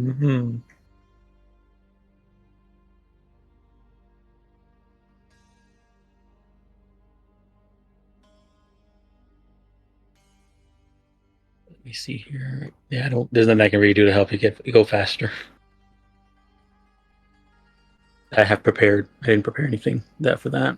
I mean, I can cast haste on you. 3 hours and 58 minutes then. I have a free. You should have a free haste boon too. Yeah, it's only for a minute. I mean, probably it's better just to hoof it. Yeah. I can give you fly for 10 minutes. Yeah, I mean, that wouldn't be bad, actually. That'd probably shave off like 30 minutes. But Oren's already gone. All right. So we look up from our spellbooks, and Oren isn't there anymore. What will you do in the time that you're waiting for him? Should we just fast forward time? Yeah. Okay, fair enough. No, I want to do this like minute per minute. No, please don't. No. What's right. Crusher and Smasher up to for the first 5 minutes? Oh Are my we going on god. the carousal table while no? Well, yeah, of course. No, we're not. We're fast forwarding. We're not you, fast but those bears are rolling on the Centaur carousal table. There's nothing you can do to stop them. Oh no. All right. That's what I was going for. Let's see. All right. So Milto is going to want to go if Annika is going to want to go. Are you guys prepared to protect all these civilians? How many civilians were we bringing here? I thought it was just the Rock, Annika, and Milto. Yeah, that's it. Oh, okay. That's probably not too bad. All right. So for the 2-hour walk back, your best friend of the whole. Okay, well he's trying his best. Come on, Georgos, we gotta move. Knees to chest. He says, you came all the way back for me? You really think that I'm the right man for the job? Something about having you close by, Georgos. It helps when we fight foes that afflict and poison our health. Is it also because of your friend? And he looks away for a moment. And he says, looking away from Georgos, says, "Yes." I knew it. Also, All unbelievable. Oren's not out of breath. Yeah. Well, running next to Georgos, I think anyone would be out of breath. So. He gets accustomed to it, though. Yeah. All right. So you guys, I guess that we'll say late afternoon are gonna head into the desert. 3, Yes. and then we'll do 1, 2, 3, 4. All right. So around 3 o'clock in the afternoon, head to the desert. That's fine. You missed the heat of the day, anyways. All right. Mm-hmm. Just got a feeling man. that if we didn't bring him, we were gonna regret it in like an hour. Oh, yeah, Let me erase all of the all of the blood shed for the last few times we've been to this desert. Let's see. During that wait, I would have gotten my spell slot back for short rest. Oh, for sure. Enjoy it while you can, non 5.5 warlock. Wait, what? What does that mean? Yeah, What did it's I a miss? mess. Oh, don't worry about it. They can't hurt you here. They can't hurt you here. Yes. All right. So you guys head out into the desert. Rock says, it's hard to see him because of all the khaki in the desert, but he says, yeah, it was just up here, over that dune. All right. Warren's gonna look around. Sees as if he suss out an ambush. Yeah, I was doing the same thing. Okay. All right. You see, kind of riding over the dune in the horizon, several. Oops, that's the wrong one. You see several centaurs. They are dressed in what looks like shed giant scorpion carapace, and they bear weapons made of bones and hide and humanoid flesh. They have sort of a crazed look in their eyes as they stare you down from the top of the hill. They fit the MO. Rock says, that's them. Well, not all of them, but that's like 2, 3. That's 5 of them. Okay. Well, let's see if they'll speak. My turn's Julian. Yeah. Local speaker. I've learned that I'm not the best at communicating with Okay, people. so how do you I want think to play you're this? great, Do you Mark. want to? Am I your herald seeking an audience on behalf of the Centaur King? I don't know if I want to go that route. All right. Well, in that case, we'll just play it straight then. We're Mhm. coming to help now that the curse is Broker peace lifted between- and reunite the yeah. peoples. Yep.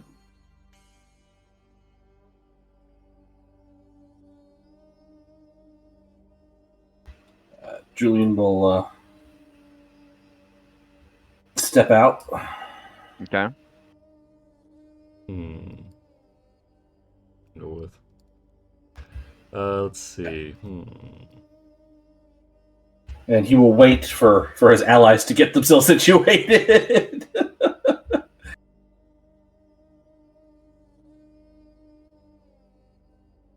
Or it'll have like a white, I don't know, like a handkerchief or something, tied to the end of his trident, and hold it up, kind of like a white flag. And Julia will call out, "We seek to parley with the Centaur King. We are the heroes of prophecy, and we have come to assist now that the curse has been lifted."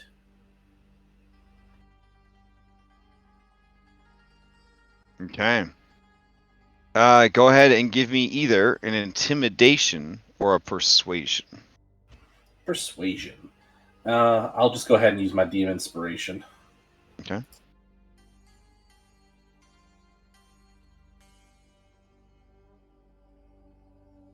Oh, okay. They all kind of look at each other, and then one of them nods. And then they seem to be sort of murmuring to each other about who has the highest persuasion in the party.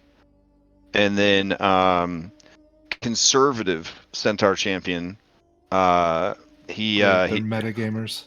he says, "You seek king." Yes, we wish to speak with the king. We wish to Yeah. help the king and his people. People. He looks around at the others. They kind of nod. And then he motions to all of them, including himself. People. Correct.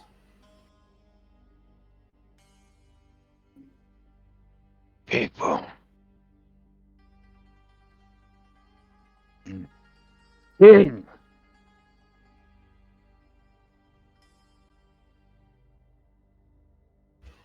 Yes, the king, the red centaur, the big centaur. They're slowly nodding like, yeah. Yeah. Yeah. And then they say, he says, seek death. Seek peace. Oh, Julian, What? I think what they're saying is, They turn to each other. They murmur, peace of what? They're seeking death? Bone. they're seeking death. I think. Flesh. Wait. The people. Do they seek Lutheria? They seem kind of confused. They form a centaur huddle. The goddess No. of death. No, I no, think I they're think working with roughly 5 or 6 intelligence people to rank it. What? I think- didn't I say think- that. Nessa sort No. of gets a little frustrated. Says, "Guys, they haven't been able to vocalize. For whoever knows how long. That's what I'm trying to ask questions. Well, maybe you're like using too many words, man. Make it a little bit more literal. All right. So they're trying to kill themselves and are seeking death. I'm not sure, but I guess I'll think about what they That's just what said they were and see if I can trying get to that do impression. before they turned, right? All right, Well- the guy shouts at you. You seek death. That could be what they refer to the king as Oh. death. No. Right. Should I ask that question? Maya, you have a 38 insight or whatever. You could definitely jump in and advise, even though you don't have the charisma to deliver. That is why charismatic people have, counselors, cabinets, speech writers, things like that. This is where the real teamwork comes in. Yeah. So, I guess can I? Yeah. Roll insight. They're doing a little hero huddle. You guys could be doing your own. This is diplomacy.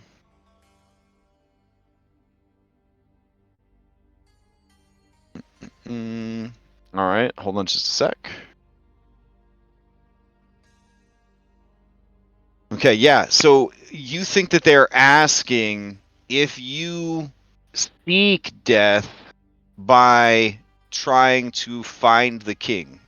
Like they are so confident in how strong their king is that if you were taken to the king and did the wrong thing, you would die. Like, this guy is concerned that you have the wrong idea that you might be able to take their king in a fight. So he's asking out of concern for you if you seek death. Okay. I'll explain that to Julian.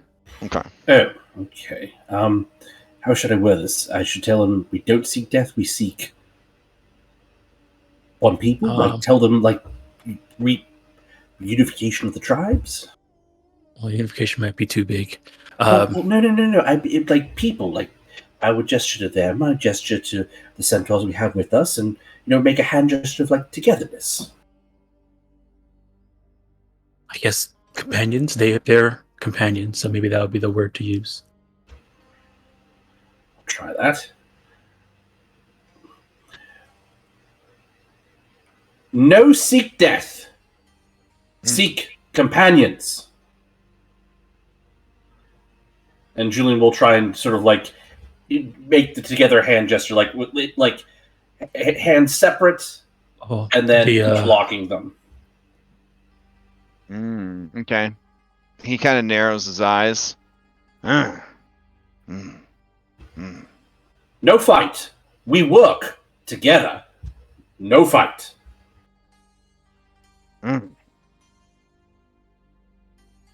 They all look at each other. One of them shrugs and says, well, he doesn't talk to you guys. He kind of murmurs to this guy. And this guy says, Come to king. If I die.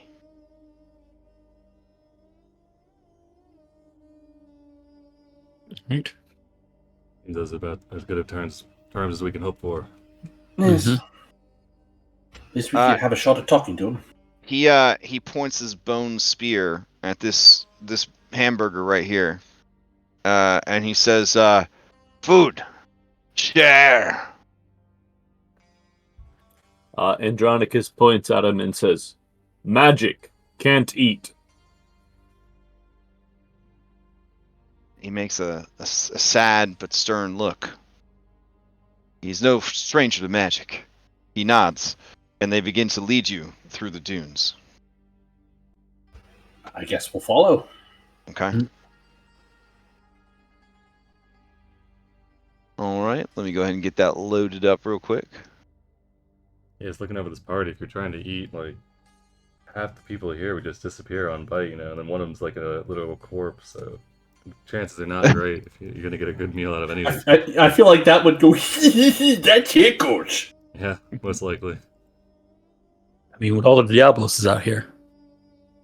Yeah, if we Oh need shit! food. Don't remind us.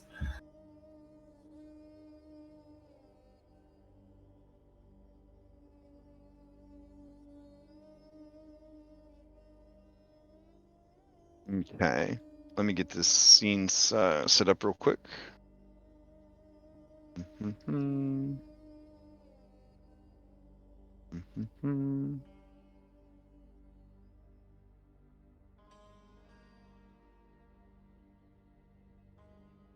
Okay. This might take a minute, so if you want to pre-game discuss this on your way there, it is going to be probably an hour or more in-game of them leading you through the desert. How do we Okay. want to play this? Well, their goal here is to have the two tribes, form some type of peace between each other. Whether that be, they take one part of the island and the Western tribe takes another one, or they work together. At least they need to find respect for each other. Otherwise, it'll Mhm. turn into a war. Yeah. If the former Scorpion King is too far gone, I don't know if it might make more sense to figure out a way to either bring him back over the edge or... We've tried to bring him back once. I don't know if he gets another chance.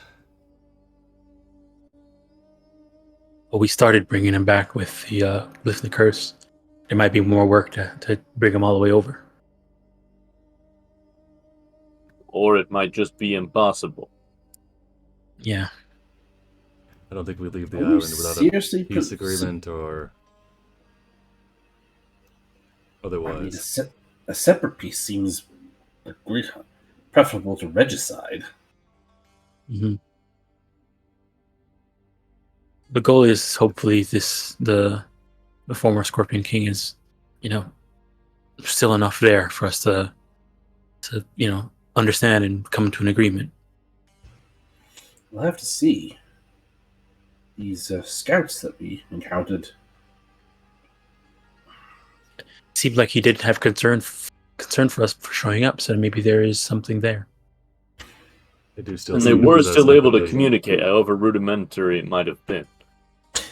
Right, but to communicate the idea of peace and peace terms, that might be... Well, we'll just have to make it as simple and straightforward as possible, which I am not great at.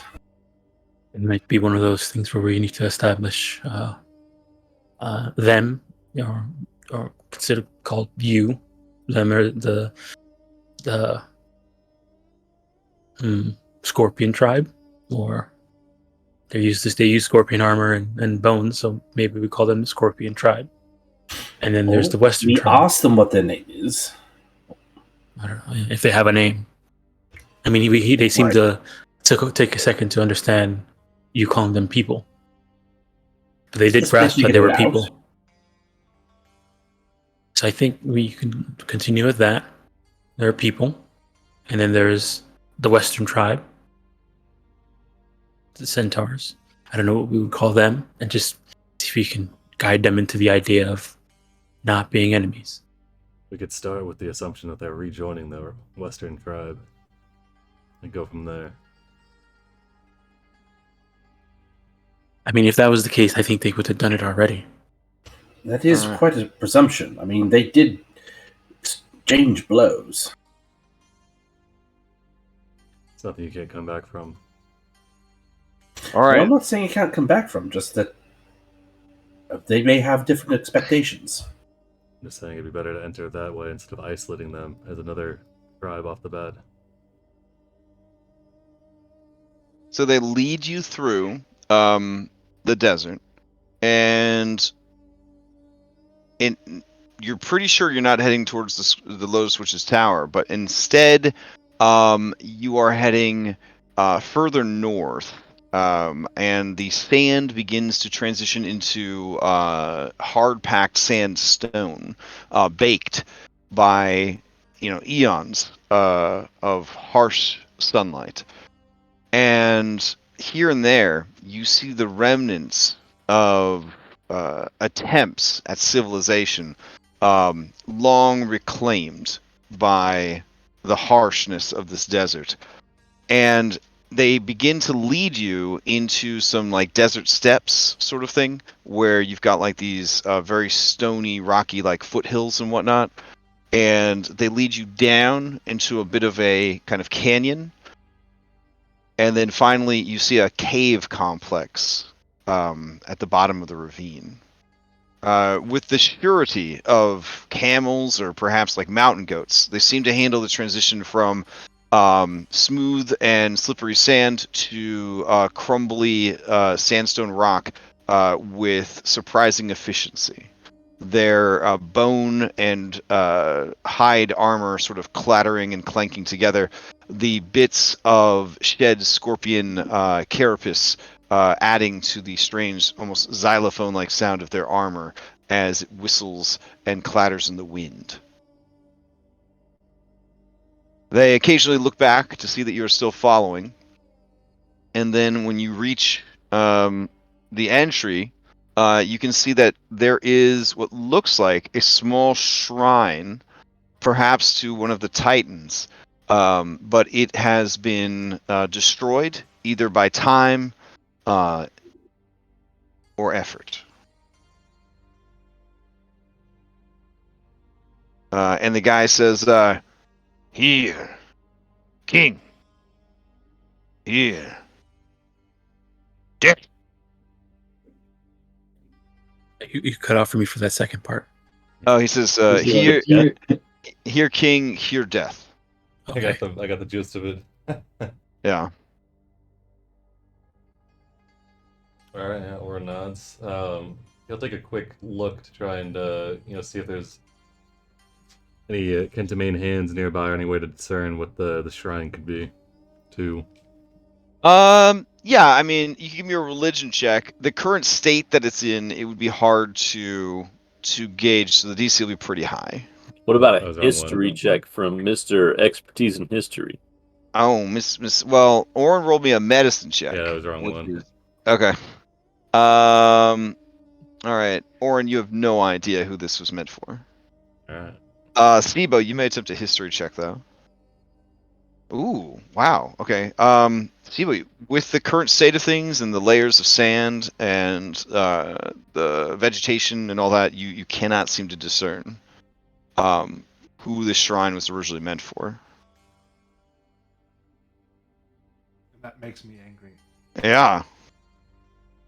You aren't even close enough to succeed at a Telemacost. Shrine to a deity on a godless isle.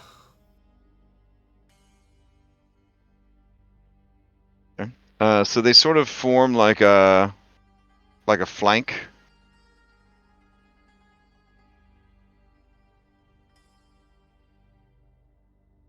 What are the general ages of the centaurs gathered around?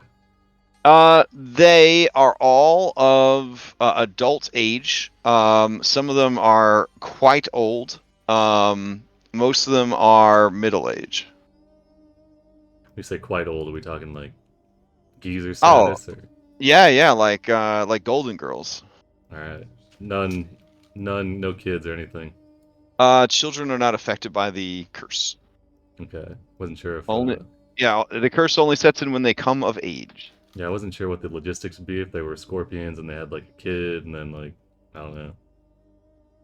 Oh, generally, for the most part, cursed creatures cannot have children. The Minotaurs of Thylea are like one of the exceptions, where similar to like the werewolves of other worlds, they created a pure bloodline of Minotaurs who were kind of their own unique heritage or species kind of thing. Warren thinks to himself that might yeah. Mile will whisper to the rest of the group, says, "There's a lot of centaurs in here." There are. Yeah, they seem to almost scurry about in the dark. It seemed like they've got like a roughly organized camp setup going on, or is it mostly like just no rhyme or reason to it, like just tiny enclaves of. It seems that they have gathered in number, but not in purpose. So it's more a bunch of cliques disjointedly hanging out. In a way, yeah. Are we supposed to actually see a giant? Okay. Mm-hmm. Okay. So as you guys follow this sort of path that they make for you, you come to a massive sandstone staircase.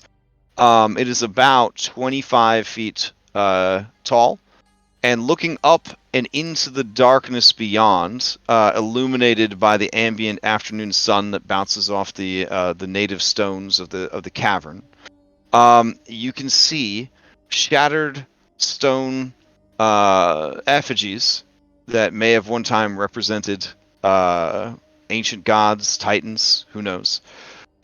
You see a massive scorpion. The scorpion is about 25 feet across. It seems to be not just dead, but the empty shed skin. And it is arranged so that it serves as a sort of makeshift throne for the largest centaur you have ever seen.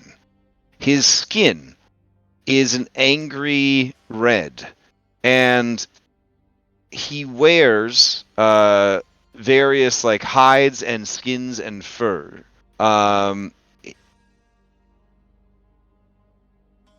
It's like a Clydesdale centaur.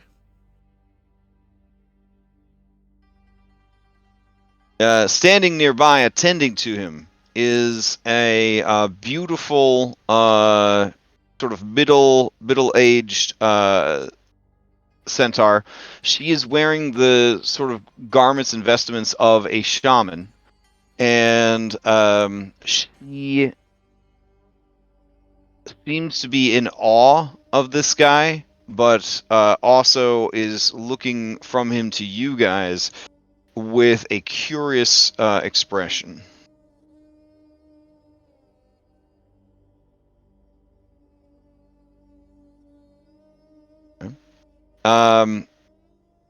It's weird, like a centaur like seated on a throne, but if you could picture, like a horse, laying down in some clover, it's doing that, but in a throne made from the shed carapace of an ancient scorpion. Even sitting down, he is very, very large. He looks down at all of you, and he says, to what do I owe this visit? Who comes to speak with the king of the desert?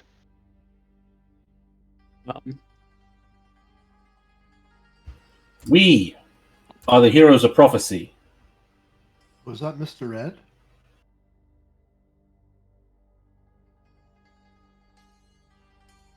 We have journeyed to the Isle of Time and returned the curse in the minds of you and your people. That is a bold claim. You conveniently show up as the curse is lifted and take credit for it. How do I not know that you are charlatans? That you are fey tricksters? That you are here to abuse us? We bring no ill will and ask only for a moment of your time and for you to hear us out. I have had much time. I will have much more. I will give you time to speak. It has been long since words spoken have been heard. No longer the chittering screams, but the resonant tones of voice. I'm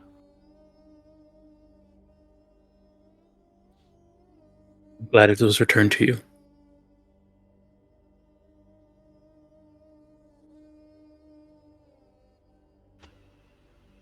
We seek to bring peace amongst all centaurs Green Island. and bring peace within the island. Why? Peace is boring. Centaurs are strong, fast, made to kill, made to fight.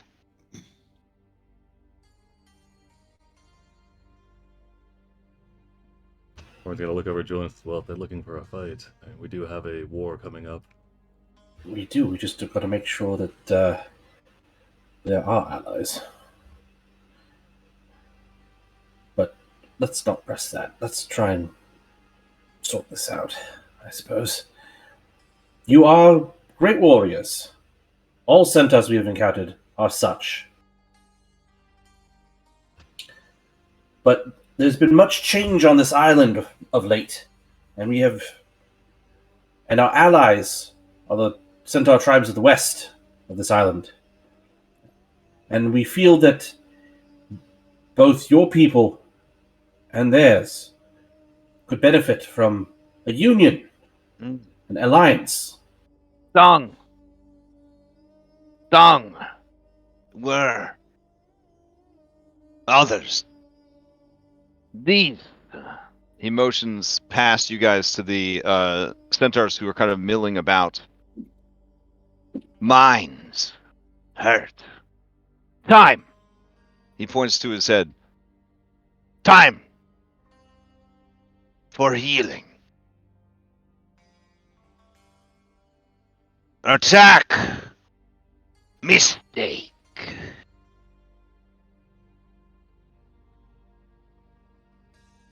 Understood. Well, I guess we'll actually make sure Maya does understand. I'm going to roll an insight on that. Okay.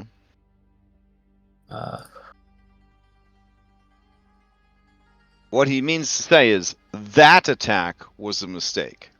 Mm-hmm. But you get the sense that this boy real horny for war and violence. Boy, do we have a proposition for you. Where's that Uncle Sam hat? Maya, with your 31 insight, you get the sense that the priestess is very horny for war as well. They have many centuries of aggression that they need a punching bag for.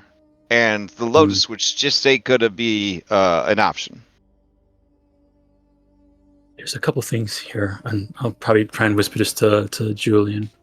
One, I think a way of getting them. Speak that I might hear. Do not whisper like desert snake. Okay. Well, I believe there's This a guy benefit. does not believe in the hero huddle. I believe that there's a benefit for you and your people joining with the Western tribe. You have the strength and the talent and the warrior spirit. And they have it as well, but yours as much, as you guys can tell by the way your people are here. You have a very strong warrior spirit. But, like you said, you need healing. The centaurs that are of the West have not been under this affliction for a very long time and can help you heal faster. And then once with them helping you heal, all the centaurs on Scorpion Island will be much better warriors for that fact. Western tribes. Weak. Take riders. Give in. Which? These. He motions the people behind you. Strong. Endured. Punishment. Undeserved.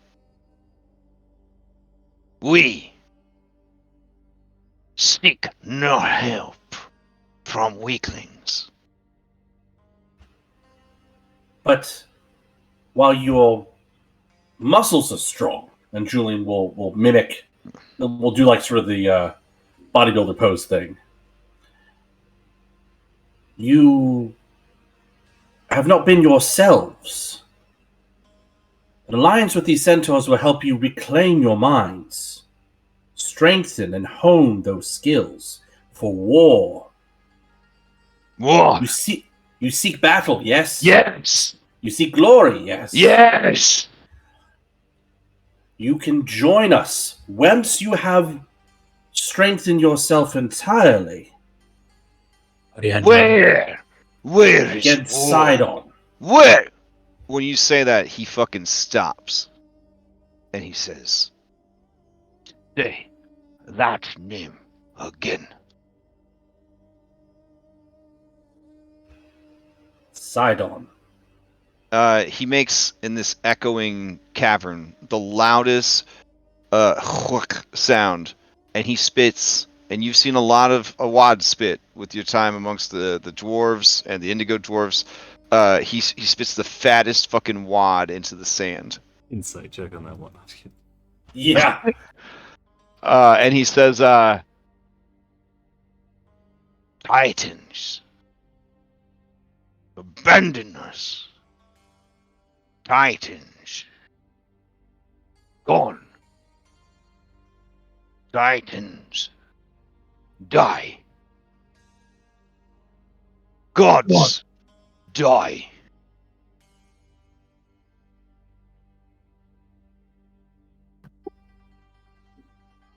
I, King Scorpius, I will run down the gods themselves, and I will crush their bones beneath these hoofs, and I will eat their hearts.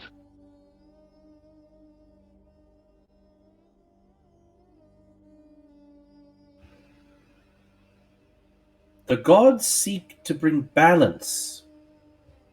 The spirits No. want to help you. The No. Titans abandon you. Mortals. Only gods, tricksters.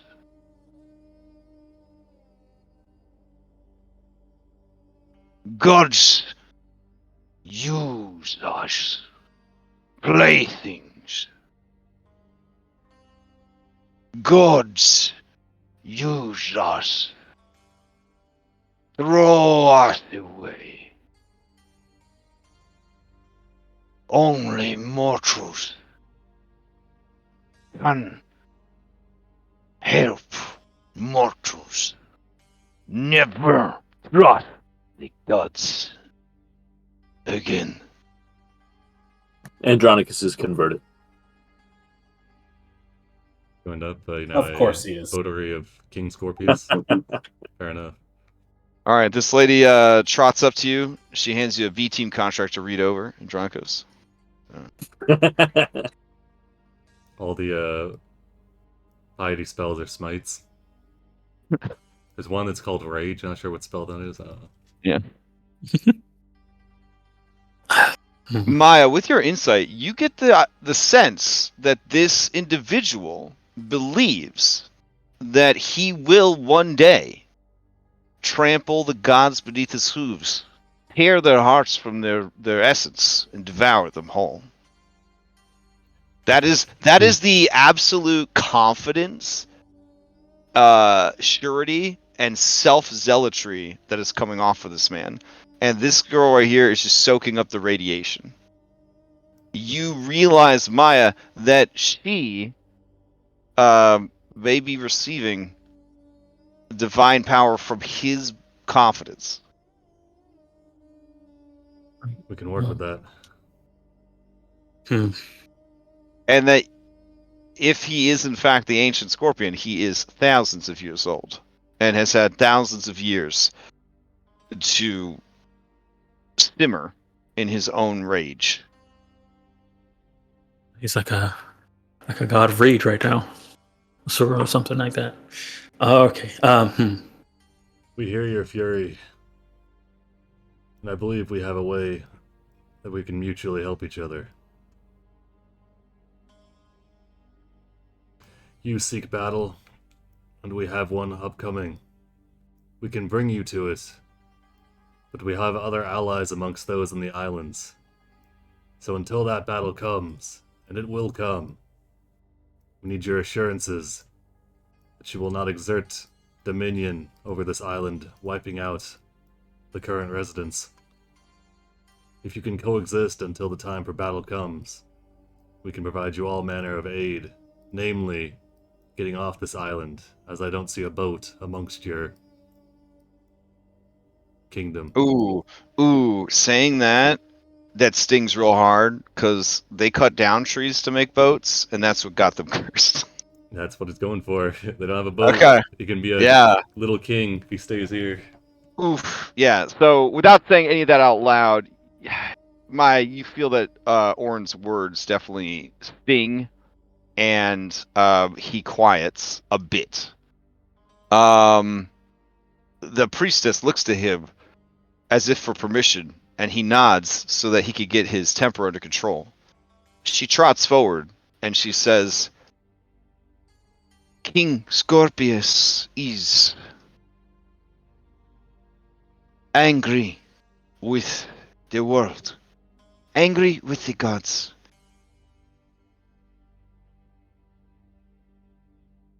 He is not alone in that.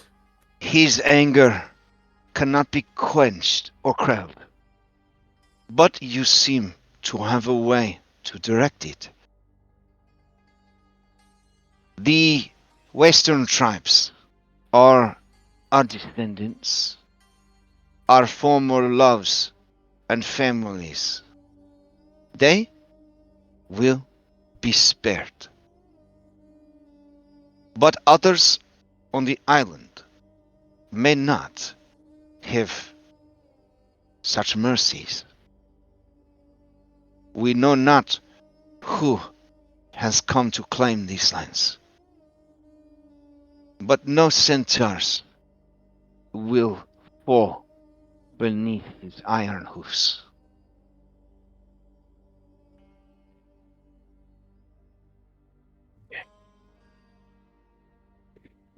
It might be harpies or leonins, but Humans we haven't met them yet. regions. They're Or regions. off the island. Yeah, I mean they're off the coast, so if they come to the mainland, I mean they're fair game. You may want to warn the Aresians that they need to move their training grounds, though, or you will have an international incident. Probably not, though, because they come here to kill these scorpions, and there are no scorpions to kill anymore. So, are they gonna keep coming and killing centaurs? I mean, they might. There could be a diplomatic training thing there. These centaurs want to hone their skills and train, Maybe and the regions want to test themselves.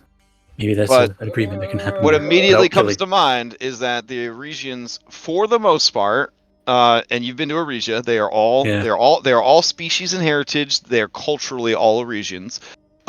They have many centaurs that have originated from this island that adopted the Eurasian culture. Blah blah blah. But it doesn't sound like anyone that's not a centaur is going to be spared the wrath of this dude and his peeps. Yeah.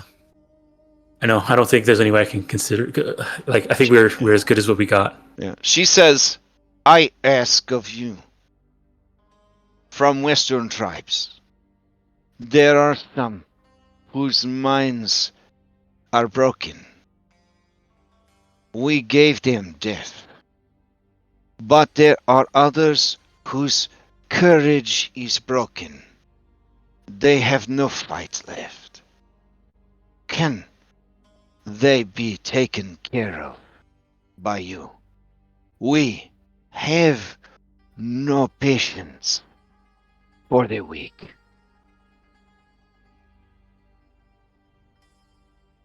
Warren seems surprised that they even kept him alive at that. Looks over to the Yeah, rock and raises yeah, an eyebrow at him. yeah, the Rock loves that. He raises his eyebrow back at you, and he says, not all who lose courage are weak. They may have other skills that you could use. Cooks, artisans, musicians. But if they seek a more peaceful life, they will find it with the Western tribes.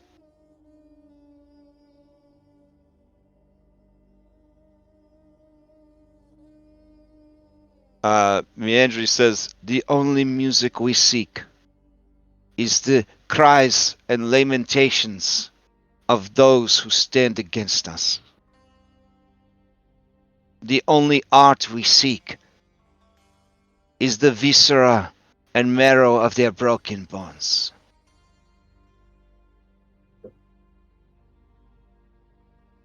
There is beauty in rage and destruction. We will paint the world with blood.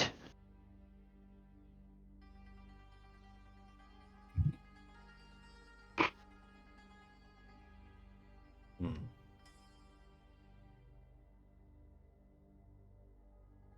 Tychon says, Andronicus,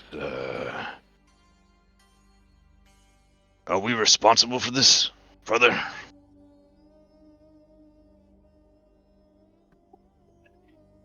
It was this or a mindless existence as scorpions. I think this can at least be channeled. It can be rectified in time. They have more of a chance now than they did. The king holds up a hand, and I guess that means that he's got his anger a check. And he says, we will need ships if we are to join your war. Your enemy is Sidon. He is my enemy as well. What of the other Titans? 8 Titans. There are 2 remaining. He seems pleased. 6 have died. Or been repurposed. Sidon and Lutheria have stolen their power and either killed them or locked them away.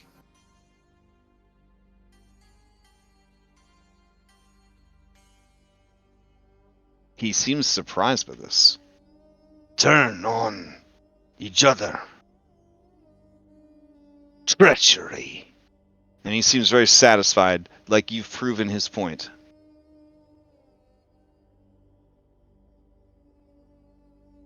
We can provide ships. Can't? Meandry says, More are in desert. We search for them. we bring them here. The weak we send west. The broken we grant death. Numbers, well, we are ready for war. Hone our skills.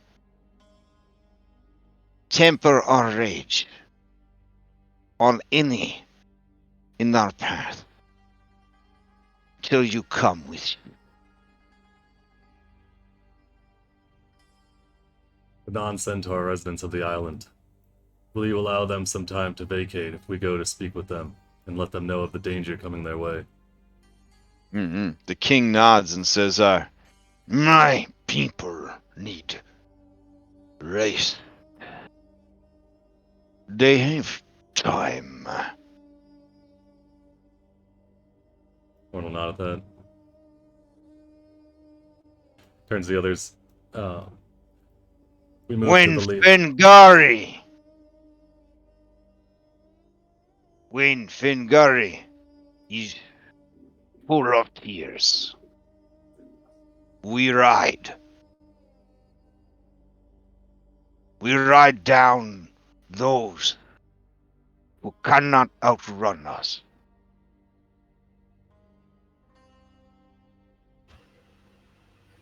The Fengari comment. Do we understand that? Does Drew yeah, understand he's that? referring to Fengari the moon, and Yeah. full of tears is likely a full moon. Ah, So that would be next month on the 7th. okay. So that's a lot of time from now. Almost a whole month. We should move to the Leonins and the Sirens to the north. Inform them. I mean, the Lineans might want to join up That's for them based to, off what we're saying. that's for them to broker. Mm-hmm.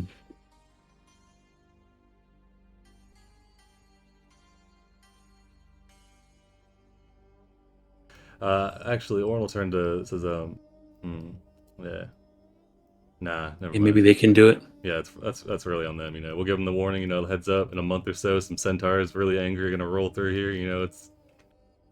Good You're luck. saying like let the West tribe know to go warn the other inhabitants of the island. I kind of wanted to go see what was popping with the Leons and the Sirens. Yeah, we could. See I mean, it's if not we had sirens, it's harpies. I thought it was Sirens. No, heard harpies. they are straight up harpies. Oh. They are lure people from their ships, eat their flesh, keep them as breeding stock, and then eat them. Like, they are super duper monstrous harpies. We can go talk to the Lions at least. Okay. You notice Orin doesn't mention the regions.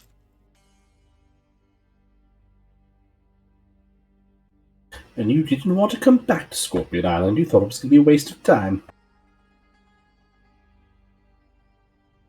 Who, me? Yes, you were annoyed at me. And we were coming back here. I literally proposed the whole thing. Never mind then. All right, so King Scorpius turns to all of you and says, You, boy, many words you speak. Is time allowed? Teach me. World's changes.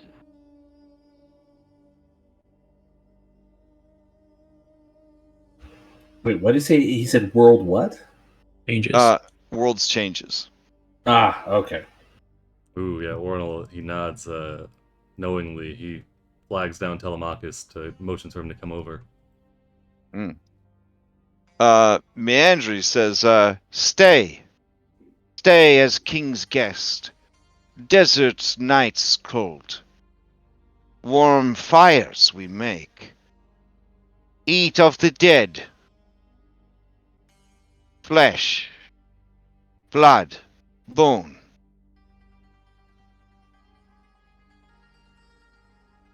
Fire Island style. Is Is this centaur meat that we're eating? No, right? Hopefully not. Your insight tells you that yes, they are intending to feed you their dead, who they felt were too far gone to be saved. Is it wrong if you just eat the horse part? I think so. Okay, Oren will abstain. Yes, I don't think any of us are going to partake on that. Yorgo says, "Wait, so we're not going to stay for dinner? We'll stay for dinner. Just, we may not eat it. Well, it might be rude." You can Don't feel worry, free I'll to eat eat. it. I'll just have a drink. Julian will look back and stare daggers at Sibo. We've been through this before. Folon says, "My people do not eat their dead. We just want to Whatever save has happened to these people, they have lost their way.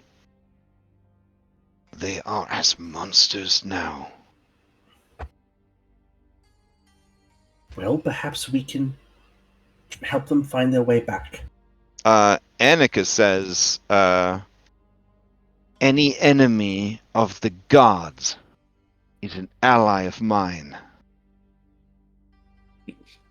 And she stares him down, and he stares her down. I just realized that means that she's your one of your cousins, Juliet. Ohlen, the short list of those willing to go head-to-head with Sidon is quite short.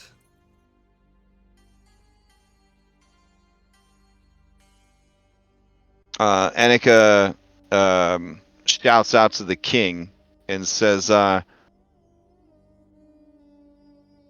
"You have lofty aims, Desert King, but they are pure and true. This island has become a haven for those who hate the gods and seek to live outside their influence.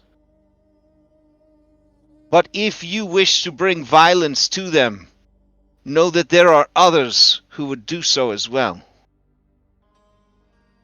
And then she looks at you, Julian, and she says, "All gods."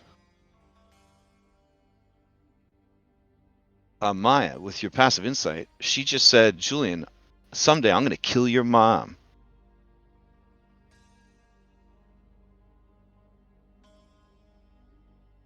Julian will remember this.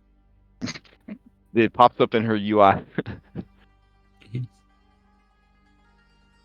Also, offhandedly said she's going to kill her dad, Oh, that's a foregone conclusion. Yeah, for sure.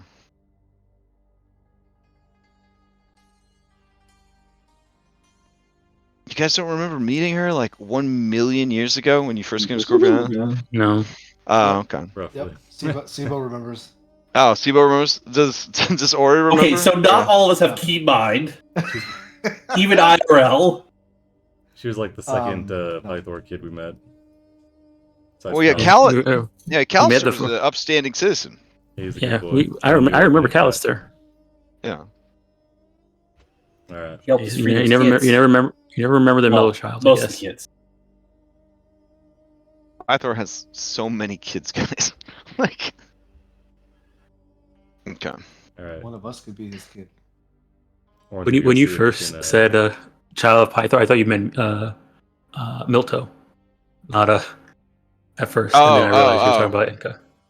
Yeah, I mean he has some centaur kids too, but Yeah, so I thought I was like, okay, this is our Maybe he's got all first centaur kinds of Pythor. kids. We gotta beat his lizard folk kid. I mean, that's a super. Well, I was about to say any lizard folk offspring of Pythor is going to be pretty strong and probably will eat all comers. Honestly, Pythor is so canonically pansexual that when they're describing the epic paths, they at no point are like, be careful what your player chooses for this path because Pythor's a human. That just never comes up. I've heard of games where like Pythor's the demigod is the goblin. The demigod is anything you could imagine. This dude has made babies with everybody. I feel like in the adventure, there's probably there's a secret kid on every single island. You gotta collect them all to 5-star the campaign. I mean, Not in this one. That'd be too many. That'd be like collecting fucking Korok seeds. So Yeah, that's what I'm saying. yeah. No thanks. No thanks. All right. So what? This is on par with killing pigeons. Jesus. Oh my goodness. So what now? Are you guys sticking around for dinner, or are you gonna politely decline and head out? Orin's down to stick around, but he would just be sipping out of his wineskin. Okay. I mean, It might be safe for us to, if no one's gonna eat, it might be safe for us to decline then. I feel like I say we were gonna that go. might be. Yorgos, Sibo will eat. Nikiforos, Sibo. Sibo. You would be the first company that this king has kept in thousands of years. So Yeah, this would that's be also good, yeah. huge pressure. Wow, could you I think perhaps- I guess yeah. But it would be very impactful. I guess we could stay then, because it'll give him something. That's a way of getting him to come back. Eventually, put him on the path of returning.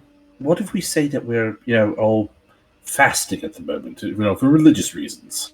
Why don't we bring out our, why don't we offer to share our food as well? Religious Bring out our- brings up the gods, Julian.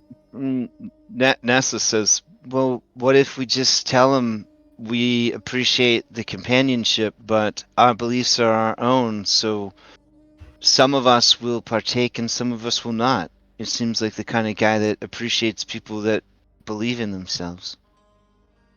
Yeah, that seems right, Nessa. We'll go with. I'm willing to go with that. Very well. Who delivers the snoozum? It will have to be delivered with an intimidation check, because he don't got time for baby pansy persuasions. That's right. Intimidation shows confidence. First. Oh, there he is, Captain Fish, moving to the front lines. Just let's see. I've got proficiency here. Hmm. I've got a -1, so should probably take it. All right, here it goes.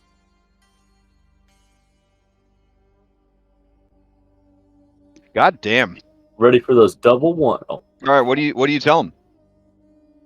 it's just about us staying, but Not even. but choosing to partake or not on an individual basis.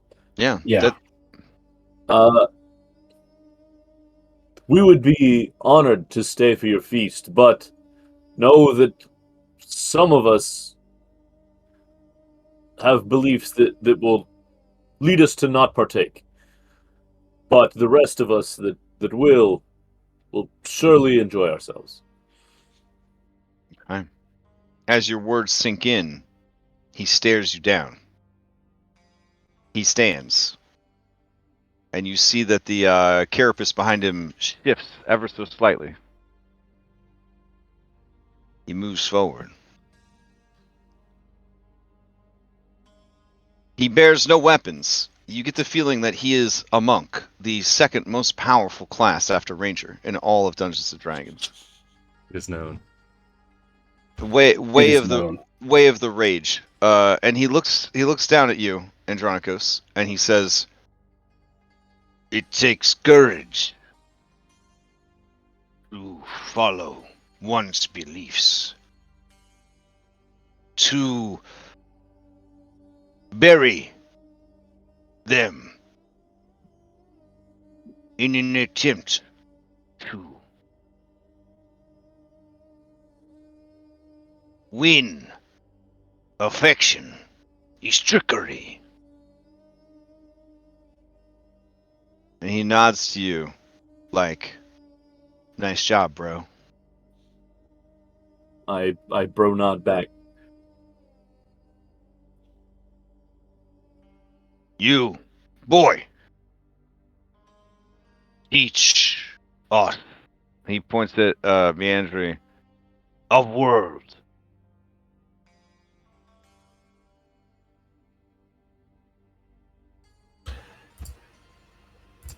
And you don't have to role play it out, but like, Julia, do you do this or no? So Julian will respond. He will Yeah. pull back his hood. As you pull back your hood, Meandry says, "Pretty man." Yes, a man, not a boy. We will converse as equals, and I will teach you of the outside world. But do not think for an instant that I am cowed by your physique. I have seen those as strong as you, possibly stronger. I have denied the boon of Kentimane from Sidon himself and stood before the man. We will converse as equals, and I will teach you. But I am not your boy. Alright, give me an intimidation. This is going to go great, because I have nothing left.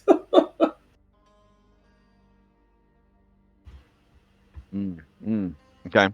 He says, "Denied.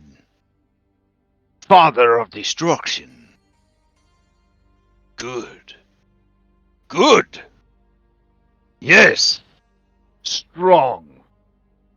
And Meandry says, "Pretty. Come. Come." And he motions for you to come up. And you see the floor of the chamber is so many bones, Julian. This dude was eating good in the neighborhood when he was the ancient scorpion. Julian will do his best to control his his revulsion at this.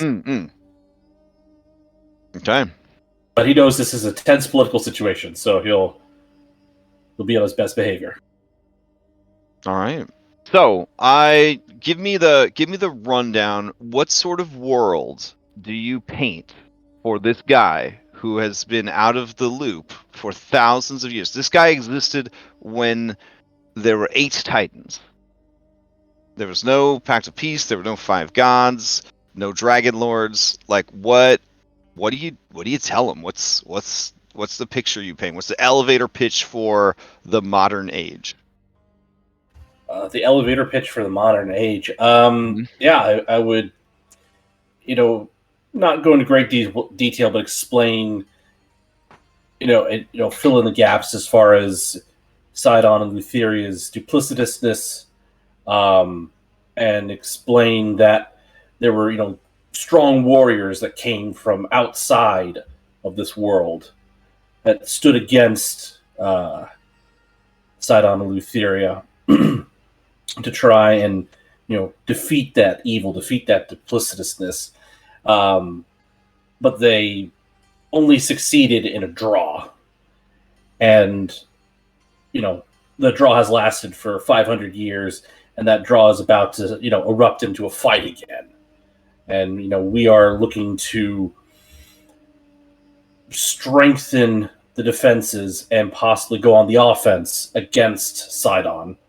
And just sort of paint a picture of not necessarily the divisions that Sidon's created, but that there are those that would be destroyed, and we need the Centaur strength to fight back. Make sure you talk bad about Esther, or you're gonna be against our curse or our oath. Right now, it kind of sounds like he's gonna be speaking good about him. Well, I'm not. I said they were strong. I didn't say they were good. Okay.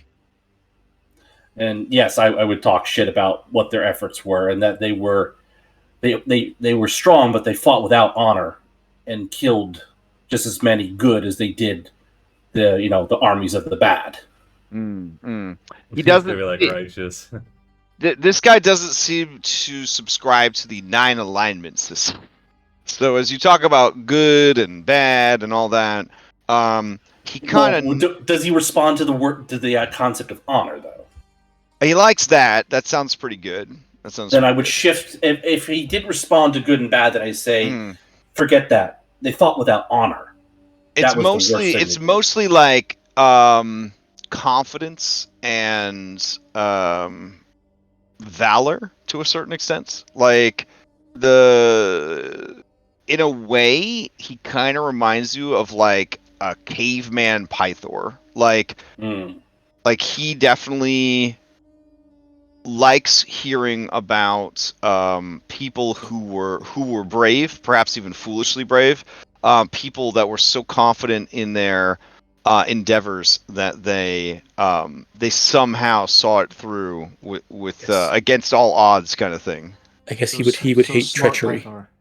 Well, in that case, I would take it one step further. If he responds to the honor, I would test out and say, one of the warriors that came from another realm was Esther, and he would not attack other warriors directly, but he would attack the family, the defenseless family of those warriors, and see how he respond. He makes a face and he says, "Why? A warrior like that is not strong. A warrior like that plays at being strong." And that is why I tell you of him, to show you that while some were strong, but some were duplicitous. Some would attack the weak and defenseless in an effort to attack the minds of the enemies that might be strong. No. The strong kill the strong and take the weak. Care for them. Maya, you think that he might be talking about slavery. Mm-hmm.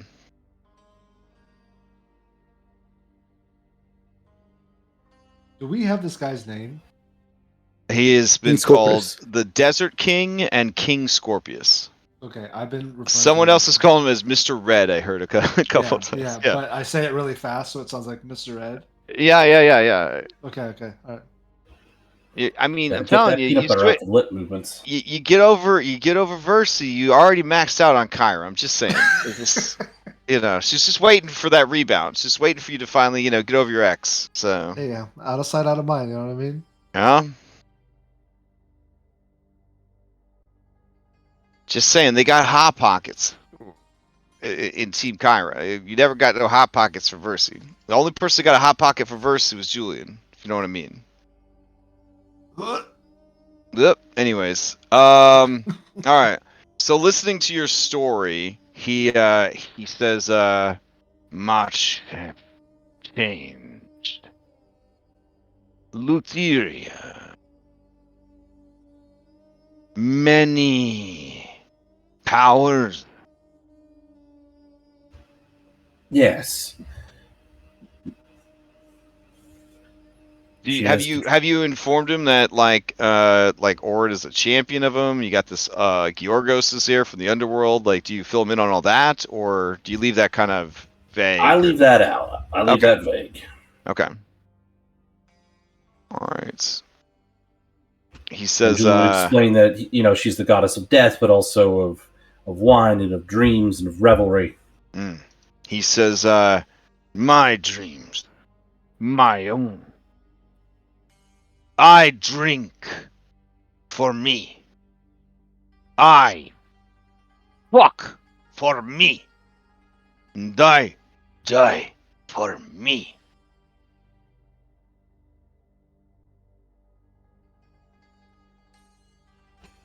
That is admirable. That is strength.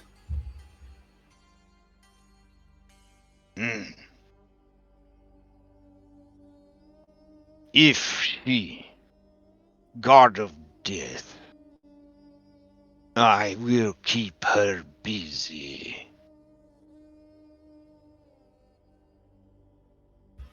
I believe you will.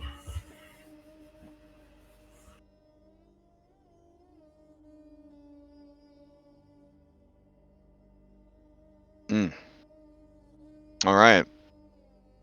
So the night would unfold.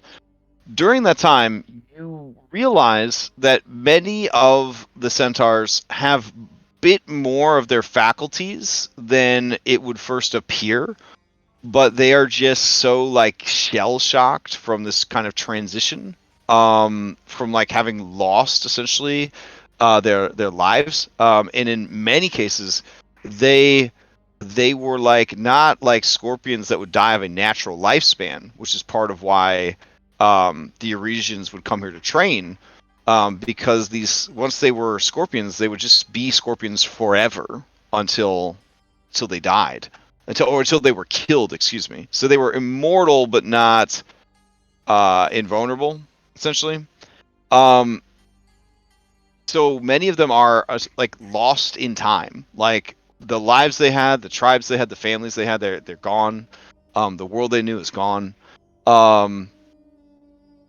And so they're really just sort of brought together by a sort of shared trauma.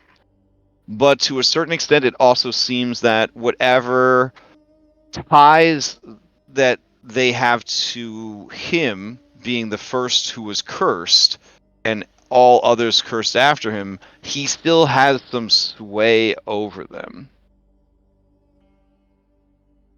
But you do encounter some who speak with Nessa and Folon and Rock, Enika, and Milto of going back with them. That they cannot abide this. They cannot do this. They cannot live like this. They wish to see the forest. They wish to sing songs and make. Enjoy life. They don't want to fight anymore. And to a certain extent, some of them feel that those who think and feel the way that the Desert King does is that they haven't really lost the curse at all. They've just regained their forms, but that anger, that fury, that bloodlust has not left them.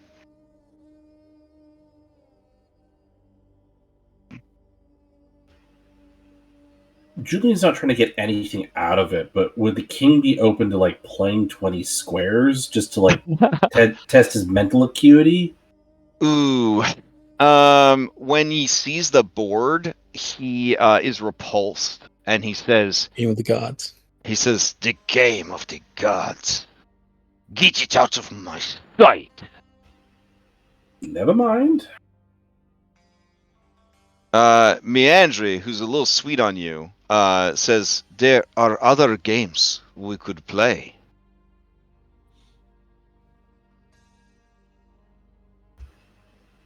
I'd be open to that in the name of diplomacy.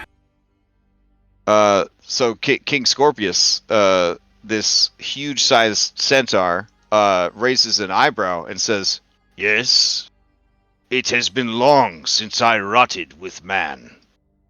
And you are no boy, by your own words." And he gives you a big, toothy smile with his tusks, and he seems very excited at the prospect.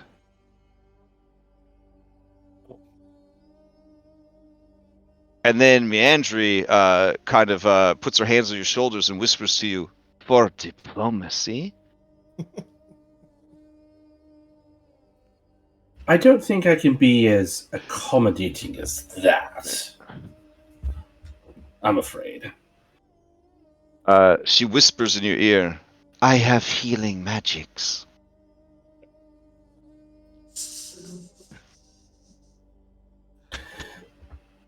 Perhaps if we get to know one another better, but I'm afraid not this visit. All right, they both seem disappointed. But the King Scorpius says, "It takes courage to say no."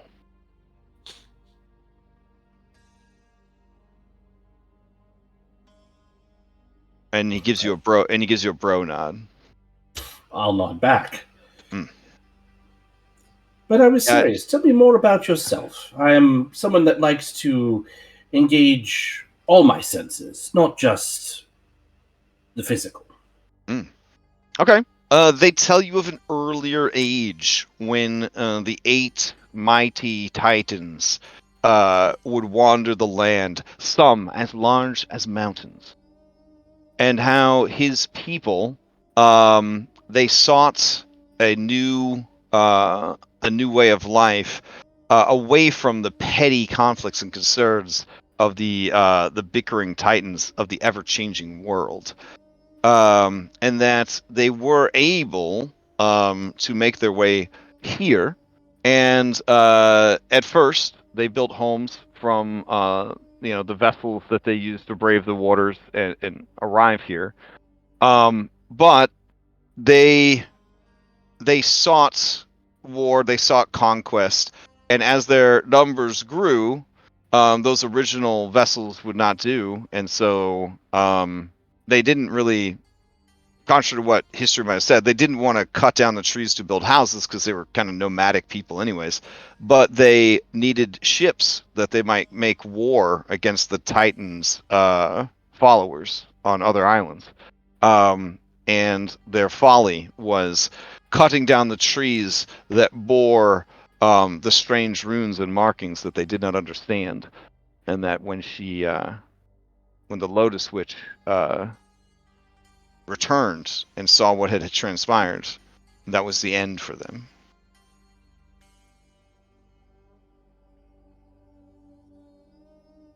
You kind of hear in his voice a sort of, for the first time, a sort of impotent frustration at the existence of the Lotus Witch, and it seems that thousands of years of punishment have softened his resolve.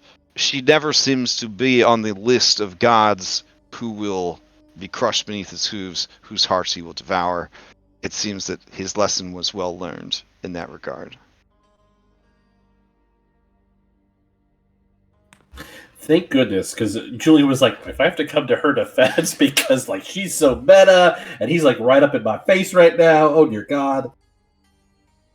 No, it's definitely a sore spot for him, so you could maybe stash that away for later. That's yeah.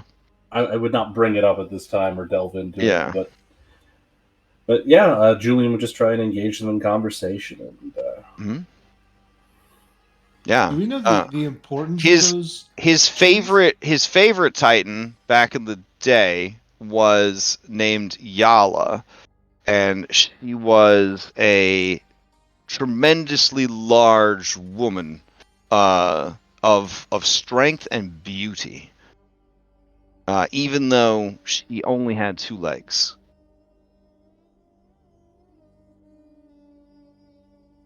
Oh, the trees. That was where the Lotus Witch kept all of her essentially illicit notes and spells and secrets and stuff. She wrote them. Yeah, she wrote them on the trees, but also in the trees.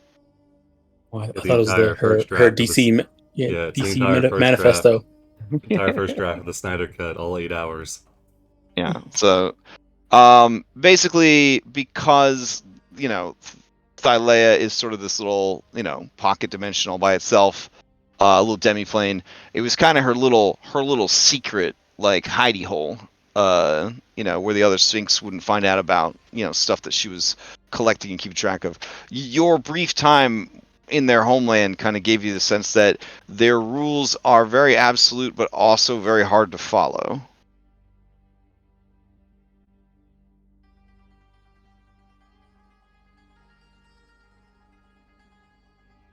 Like a friend inviting you over for board game night, but it's a 342-page instruction manual before you're allowed to start playing the game.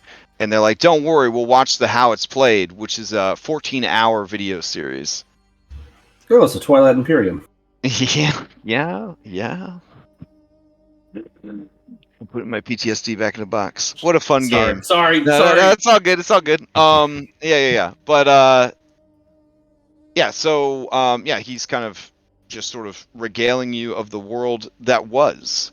And even back then, the two of them tell you of they didn't call them settlers, but outsiders who would wash up on the shore from time to time. And speak what they thought at first was madness, but apparently of other worlds. So this is apparently a phenomenon that's been happening for a while.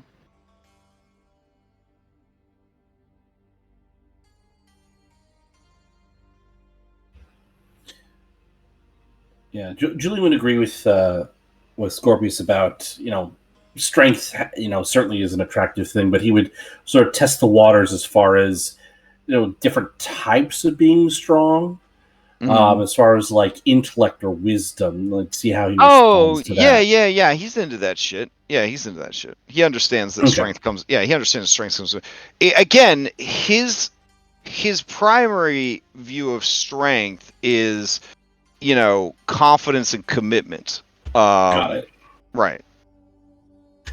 So only half of what Julian's good at. Well, I guess he just no, Julian can be very confident, but he's not always the most committed. Right. Yeah, he definitely has the mindset that anyone can be strong, even those who are weak, because strength comes from within, sort of thing. All right. Cool. Yeah. Yeah. This ain't Anne, the giantess. You know what I'm saying? Like this guy understands that strength is a spectrum, you might say. All right. Yeah. Okay. The rest of you, do you try to engage with these peeps? Do you try to calm down your allies? Do you seek information, or do you just sort of keep your heads down, do the diplomat thing, Fire Island barbecue? Like what is does anybody have anything that they want to try and do or affect in the night that you spend here?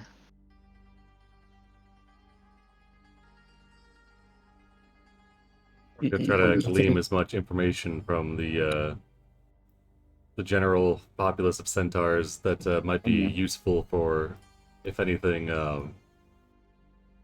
don't know, finding some common ground between the Leonins or the non-centaurs. The king seemed pretty firm on it, but maybe there's something that you could hit on. Some of them know of the Leonids and some of them do not, because again, they're from all different spans of time.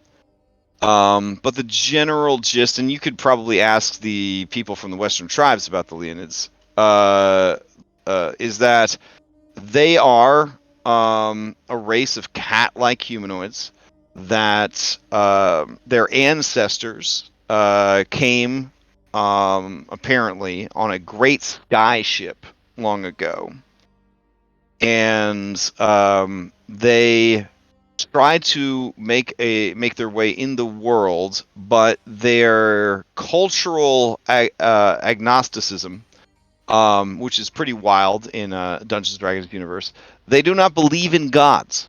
They believe that some beings are more powerful than others, and that some beings take power and energy from others to grow stronger, but so do parasites, and so do vampires, and things like that. They do not, as a people, practice religion or endorse it or believe in it, which made living in Thylea a very hard experience for them. Eventually, they found there was no safe port, no comfort anywhere. And for a while, they made a go of it in the Indigo Islands, but ultimately, they are dwindling people, and there is really only this one large settlement on the north end of this island. So it's gonna be tough for them to relocate. They are led by a great white and silver-furred leader. Johnny. His name is not Johnny, and not Johnny is the leader of these people. They are unsure if he is a hereditary leader or an elected official or just everybody vibes with him. But when they speak of him, it is certainly respectful.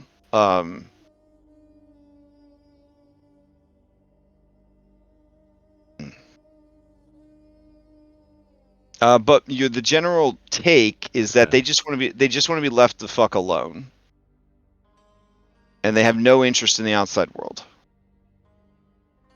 They don't seem that different from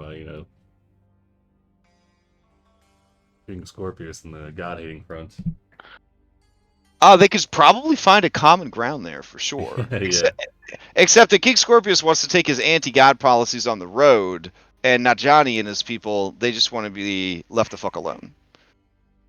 Yeah, I think they'd be classified as the weak that get cared for. Quote They're unquote slaves.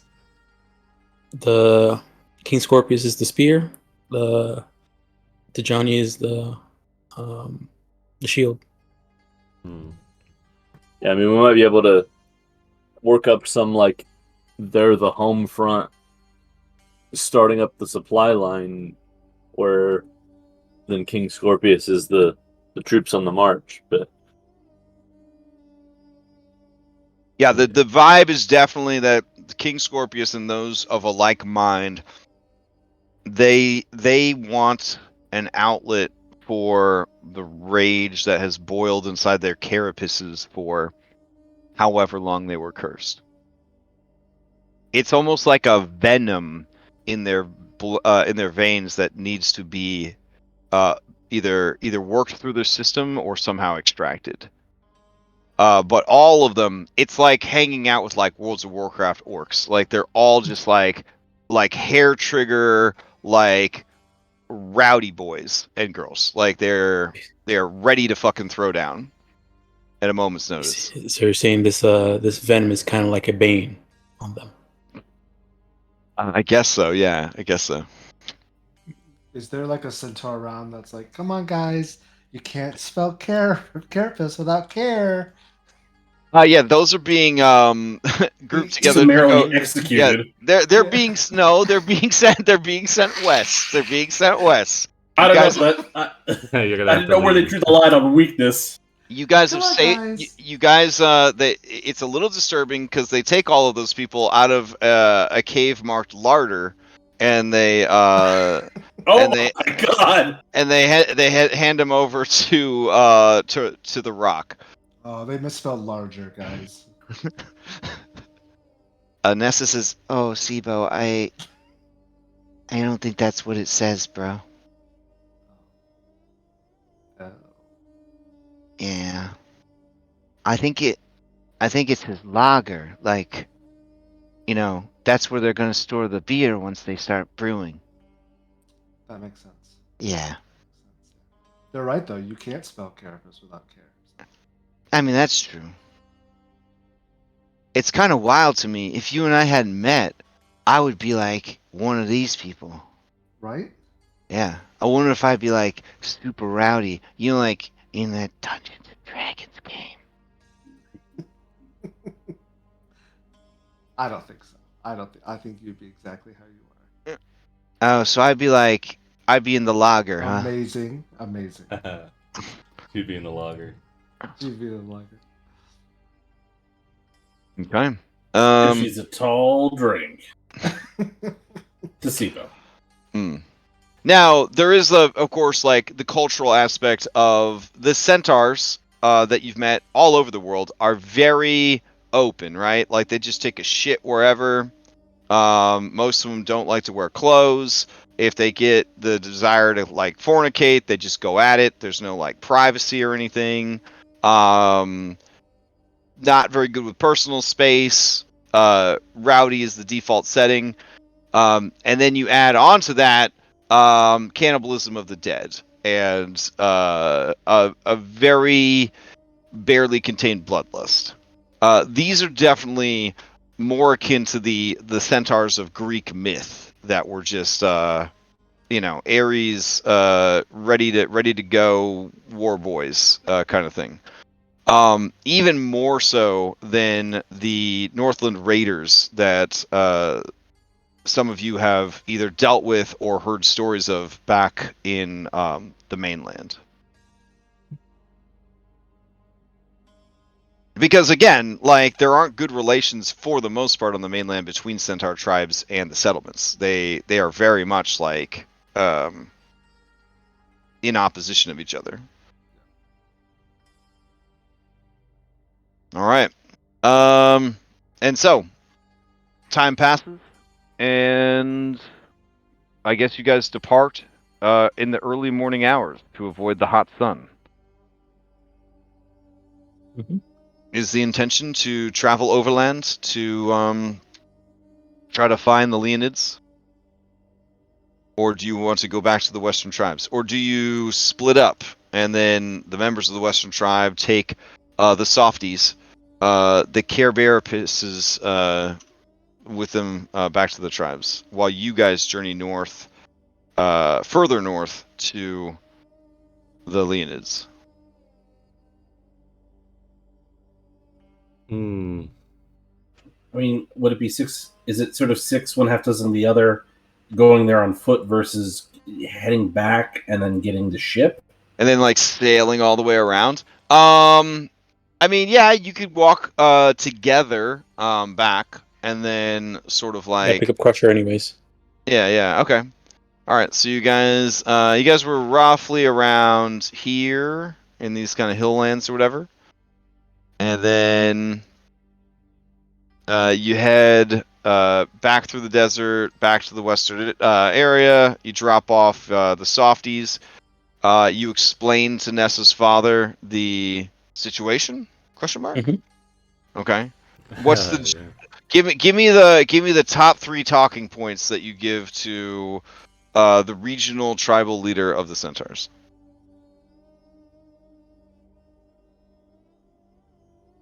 Bulletin 1, they're not in danger. Bulletin 2, the King Scorpius is, for better or worse, in a decent state of mind in terms of being able to be reasoned with. Bullet point 3, they're going to be going to war against Sidon alongside us. Bullet point 4, the He wants to go by Leonids. Mr. Ed. Yeah, exactly. And none of the non-centaurs are going to be welcome on the island within a month or so. And I think that's the gist of it. Oh, Bullet 5. They're sending all their less war-hungry and murdery folks to live with the Western tribe, if that's all right. Okay. So Leon says, so it was a misunderstanding in the desert? Yes. The first one was, yes. Seems they weren't in there. They hadn't recovered much of their senses. A lot of the general centaurs amongst them seem to slowly be coming back into it, regaining some of what they lost. But I will give you a warning that they seem to have a rage built into them, and they're looking for a way to release it. So just to keep that in mind whenever if you were to run into them, they said they will not harm other centaurs, but they do have that rage in them. I understand. I will send emissaries to speak with the Oresians. I fear that their time here on our island must end. I would not want our Oresian allies to be put in harm's way, nor would I want consequences in the form of an Oresian counterattack against our cursed cousins.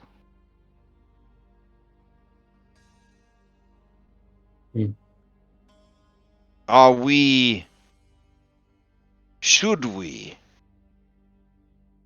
prepare for combat as if these new neighbors cannot be trusted?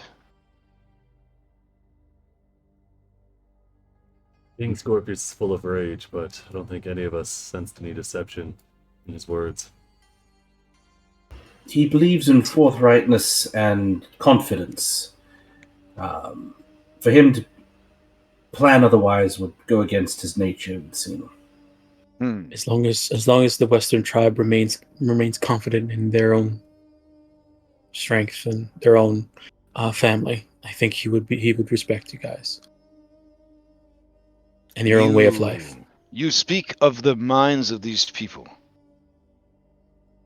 What is the state of this Scorpion King's mind?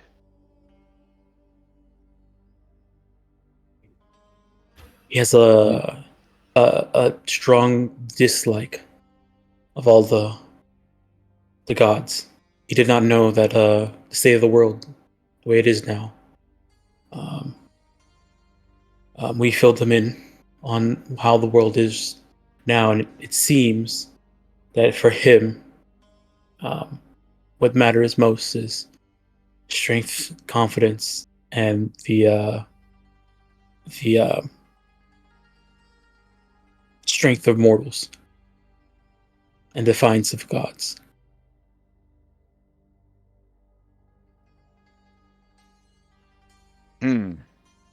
All right. Thank you for going in my stead and for curing my injury. I am thankful for you. Do you need a guide to take you to the Leonid settlement, or will you be able to find it on your own?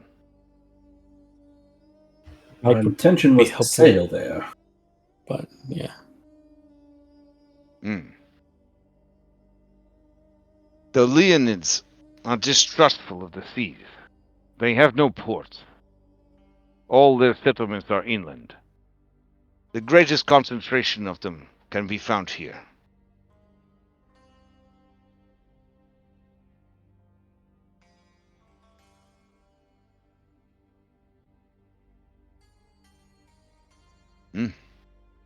Okay. So, we will assume that you guys head back, sail around the islands. Do you go in that same day? Which you would get there in late afternoon, possibly evening, or do you wait till the next day? well, I think we'll go the same day, right? Okay. Yeah. All As right. well. That works for me. Hold on a sec. I mean, do we think we need a guide, to help kind of negotiate things, or do you think we're okay on our own? Oh, do you want to do any swap to your B team before you head in, or? I don't know. Let's see. We'll probably drop Georga. Okay. Georgo says, I'm glad that we got to have the adventure together, Orin, and we got to eat some really good food. And no one had to fight. Like the last time. I can feel like I kept dying last time we came to Scorpion Island. Yeah, it was a nice time. Especially when it doesn't come to blows. Got a few things to attend to and we'll be back. I'll take care of everything while you're gone, Orin. It's appreciated.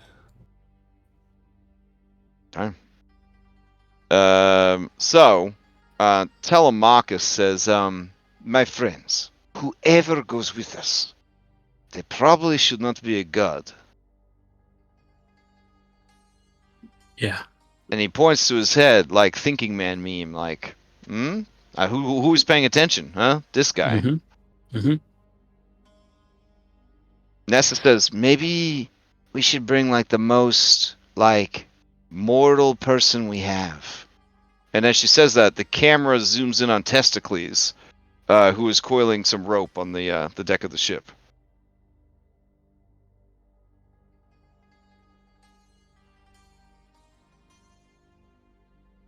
He like looks around as if he could feel the camera on him. Truman Show.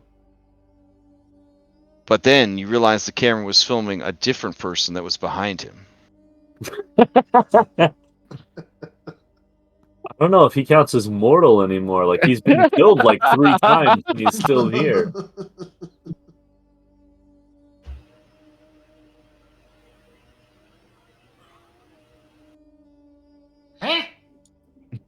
Yes, there it is. She says, it's just an idea, man. Like, whoever you want to bring is fine. We probably shouldn't bring Halise for this one, or Kira, or Pythor. Or maybe not Yala either. Yeah, probably not. mean, this would be a good opportunity to bring some people we've never brought before, right? I mean, we could bring Brianna. Yes, I mean they do have a king, so I mean, we already right, upgraded but her. she would so- help us in those negotiations. Well, a communally respected figure, But yeah, Mhm. yeah, sure, she'll go. Yeah, I think that's a smart one. Okay. What about Julian's ex? She's still around? Yeah, you're really pulling the like the C list out there. You're like, Are you talking yeah. about Anastasia? No, it's not. It's what was her name? The one that starts with an O? The one that, Oh, Antania. yeah. Oh, that Antonia. sounds right. That sounds right. Well, she's back in Mitros. No, Antania is the one that came with us. She's the purple-dyed one.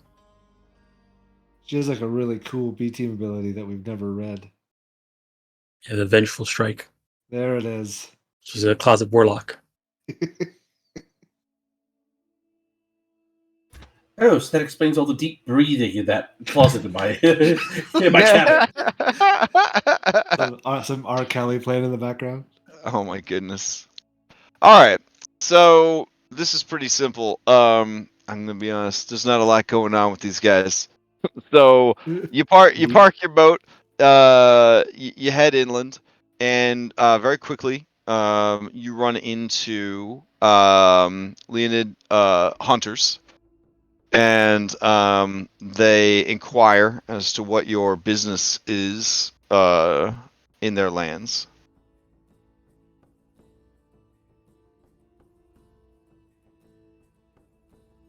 Just You seek We an came audience to with give your a- leadership. yeah, we have some news about the state of the island. Possibly a warning of something that might be coming. Okay. They narrow their beautiful cat eyes at you, and then they say, "You will don't need to mean any harm. come and speak with Natjani." Okay.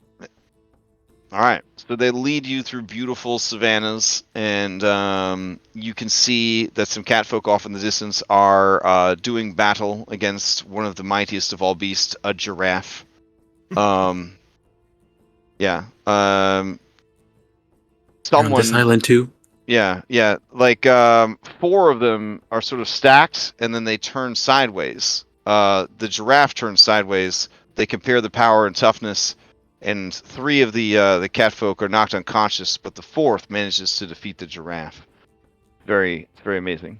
So you guys are led through these winding sort of hunting trails. And you get the sense that these people keep it real simple, like real simple. Being catfolk, they are very much metasources, so you don't see a lot of like farming or things like that. There are ranches, and there's some ranching going on, but they do seem to prefer sort of a hunting lifestyle. On your way there. A few of the Leonids do ask, you have fish?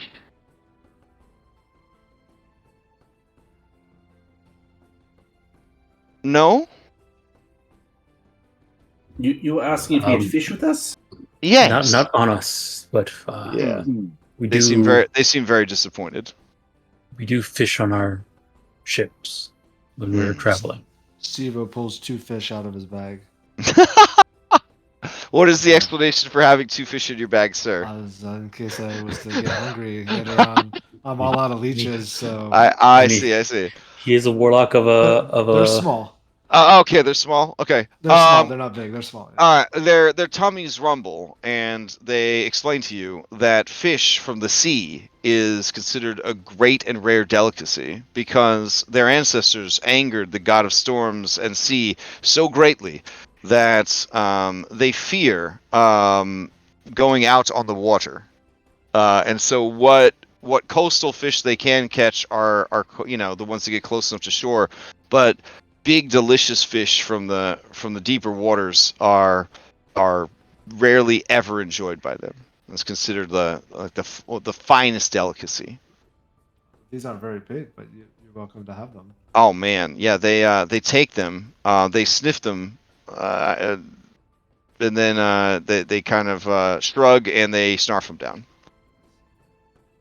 All right. As you arrive, you see that there are these sort of beautiful, like stark white adobe structures that are built in like sort of tiered sort of stacks, both for defense, but also there is a certain like simple beauty to it. As you arrive, horns are blown that sound like horrible yowling cats in heat.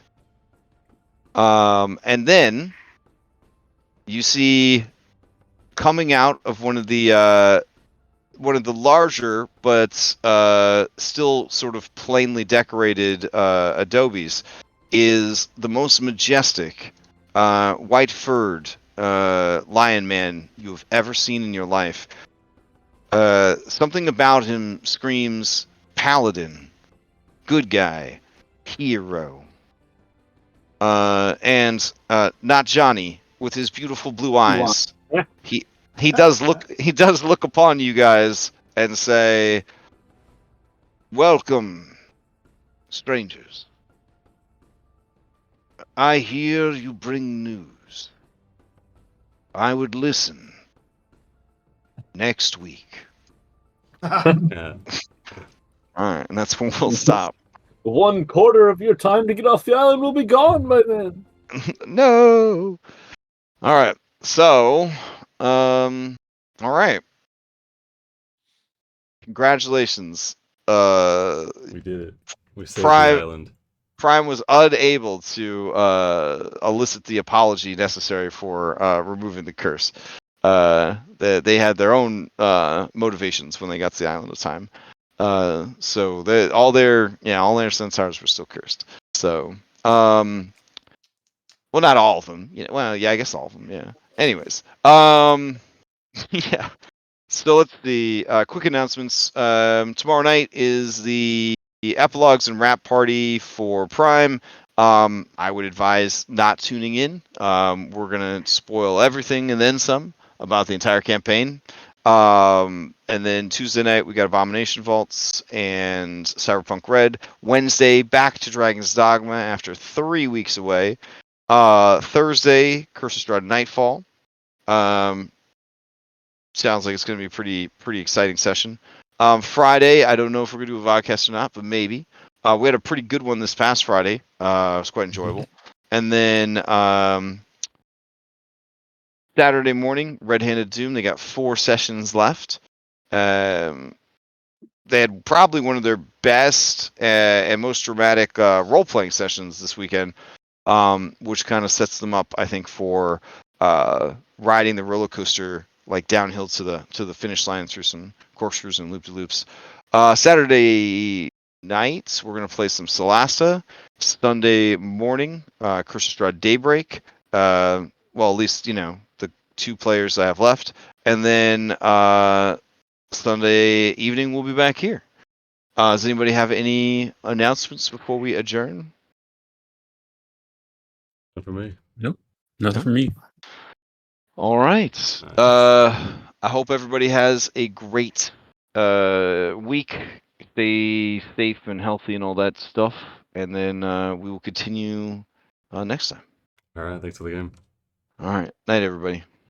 Night. Thanks Take care. everyone for tuning in.